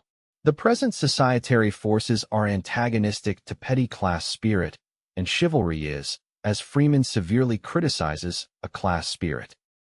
Modern society, if it pretends to any unity, cannot admit purely personal obligations devised in the interests of an exclusive class. Add to this the progress of popular instruction, of industrial arts and habits, of wealth and city life. Then we can easily see that neither the keenest cuts of samurai's sword nor the sharpest shafts shot from Bushido's boldest bows cannot avail. The state built upon the rock of honor and fortified by the same, shall we call it the Arenstadt, or, after the manner of Carlyle, the hierarchy, is fast falling into the hands of quibbling lawyers and gibbering politicians armed with logic-chopping engines of war. The words which a great thinker used in speaking of Teresa and Antigone may aptly be repeated of the samurai, that the medium in which their ardent deeds took shape is forever gone. Norman Conquest, Volume 5, page 482. Alas for knightly virtues! Alas for samurai pride! Morality ushered into the world with the sound of bugles and drums is destined to fade away as the captains and the kings depart. If history can teach us anything, the state built on martial virtues, be it a city like Sparta or an empire like Rome, can never make on earth a continuing city. Universal and natural as is the fighting instinct in man, fruitful as it has proved to be of noble sentiments and manly virtues, it does not comprehend the whole man. Beneath the instinct to fight there lurks a diviner instinct to love. We have seen that Shintoism, Mencius, and Wan Yang Ming have all clearly taught it, but Bushido and all other militant schools of ethics, engrossed, doubtless, with questions of immediate practical need, too often forgot duly to emphasize this fact. Life has grown larger in these latter times. Callings nobler and broader than a warrior's claim our attention today. With an enlarged view of life, with the growth of democracy, with better knowledge of other peoples and nations, the Confucian idea of benevolence, dare I also add the Buddhist idea of pity, will expand into the Christian conception of love. Men have become more than subjects, having grown to the estate of citizens. Nay, they are more than citizens, being men. Though war clouds hang heavy upon our horizon, we will believe that the wings of the angel of peace can disperse them. The history of the world confirms the prophecy that the meek shall inherit the earth. A nation that sells its birthright of peace and backslides from the front rank of industrialism into the file of filibusterism makes a poor bargain indeed. When the conditions of society are so changed that they have become not only adverse but hostile to Bushido, it is time for it to prepare for an honorable burial. It is just as difficult to point out when chivalry dies as to determine the exact time of its inception. Dr. Miller says that chivalry was formally abolished in the year 1559 when Henry II of France was slain in a tournament. With us, the edict formally abolishing feudalism in 1870 was the signal to toll the knell of Bushido. The edict, issued 2 years later, prohibiting the wearing of swords, rang out the unbought grace of life, the cheap defense of nations, the nurse of manly sentiment and heroic enterprise. It rang in the new age of sophisters, economists, and calculators. It has been said that Japan won her late war with China by means of Murata guns and Krupp cannon. It has been said the victory was the work of a modern school system. But these are less than half-truths. Does ever a piano, be it of the choicest workmanship of Urbar or Steinway, burst forth into the rhapsodies of Liszt or the sonatas of Beethoven without a master's hand? Or, if guns win battles, why did not Louis Napoleon beat the Prussians with his mitrailleuse, or the Spaniards with their Mausers, the Filipinos, whose arms were no better than the old-fashioned Remingtons? Needless to repeat what has grown a trite saying that it is the spirit that quickeneth, without which the best of implements profiteth but little. The most improved guns and cannon do not shoot of their own accord. The most modern educational system does not make a coward a hero.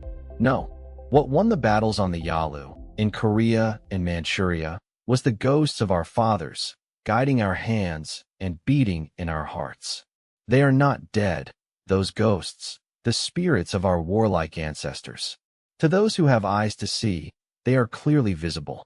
Scratch a Japanese of the most advanced ideas, and he will show a samurai. The great inheritance of honor, of valor, and of all martial virtues is, as Professor Cram very fitly expresses it, but ours on trust, the fief inalienable of the dead and of the generation to come, and the summons of the present is to guard this heritage, nor debate one jot of the ancient spirit. The summons of the future will be so to widen its scope as to apply it in all walks and relations of life. It has been predicted, and predictions have been corroborated by the events of the last half-century, that the moral system of feudal Japan, like its castles and its armories, will crumble into dust, and new ethics rise phoenix-like to lead New Japan in her path of progress. Desirable and probable as the fulfillment of such a prophecy is, we must not forget that a phoenix rises only from its own ashes, and that it is not a bird of passage, neither does it fly on pinions borrowed from other birds. The kingdom of God is within you. It does not come rolling down the mountains, however lofty. It does not come sailing across the seas, however broad. God has granted, says the Quran, to every people a prophet in its own tongue. The seeds of the kingdom, as vouched for and apprehended by the Japanese mind, blossomed in Bushido. Now its days are closing, sad to say, before its full fruition, and we turn in every direction for other sources of sweetness and light, of strength and comfort, but among them there is as yet nothing found to take its place. The profit and loss philosophy of utilitarians and materialists finds favor among logic choppers with half a soul. The only other ethical system which is powerful enough to cope with utilitarianism and materialism is Christianity, in comparison with which Bushido, it must be confessed, is like a dimly burning wick, which the Messiah was proclaimed not to quench but to fan into a flame. Like his Hebrew precursors, the prophets, notably Isaiah, Jeremiah, Amos, and Habakkuk, Bushido laid particular stress on the moral conduct of rulers and public men and of nations, whereas the ethics of Christ, which deal almost solely with individuals and his personal followers, will find more and more practical application as individualism, in its capacity of a moral factor, grows in potency.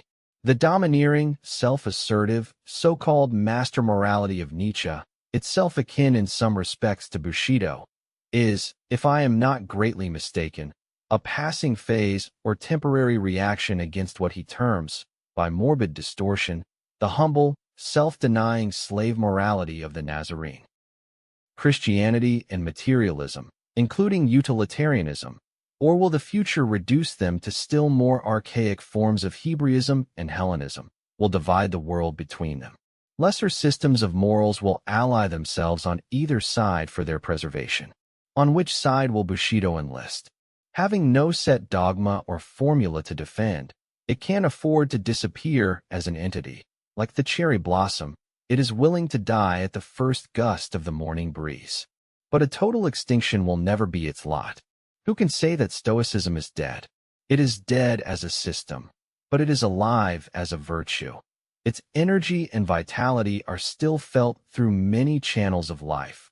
In the philosophy of Western nations, in the jurisprudence of all the civilized world. Nay, wherever man struggles to raise himself above himself, wherever his spirit masters his flesh by his own exertions, there we see the immortal discipline of Zeno at work. Bushido as an independent code of ethics may vanish, but its power will not perish from the earth.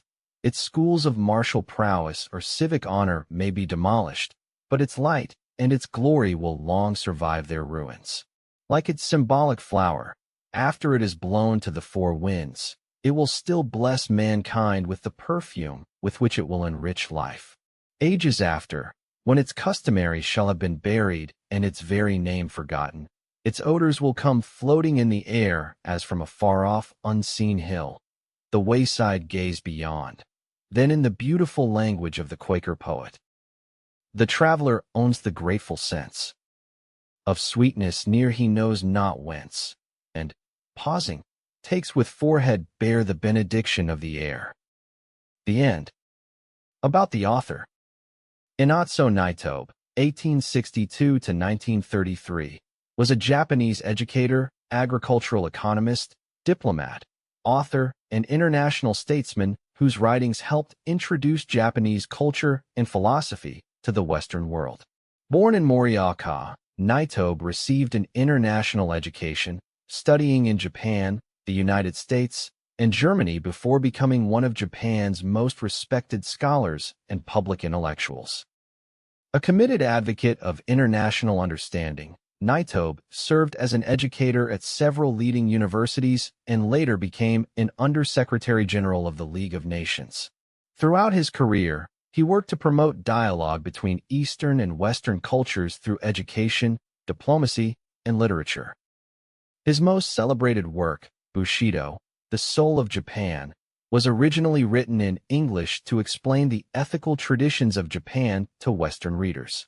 The book became an international success and remains one of the most widely read introductions to the philosophy and values associated with the samurai tradition. In addition to his literary and diplomatic achievements, Nitobe made significant contributions to agricultural education, colonial administration, and educational reform in Japan. His broad intellectual interests and commitment to cross-cultural understanding earned him worldwide respect during his lifetime. Today, Inazō Nitobe is remembered as one of Japan's foremost cultural ambassadors. Through Bushido, The Soul of Japan, he created a lasting bridge between civilizations, inviting readers around the world to reflect on the enduring virtues of honor, integrity, courage, and selfless service. Production credits. This audiobook was produced by Pigeon Publishing House. Dedicated to the preservation of timeless literature. Copyright 2026, Pigeon Publishing House. All rights to the narration and audio production are reserved. Unauthorized reproduction or distribution is prohibited.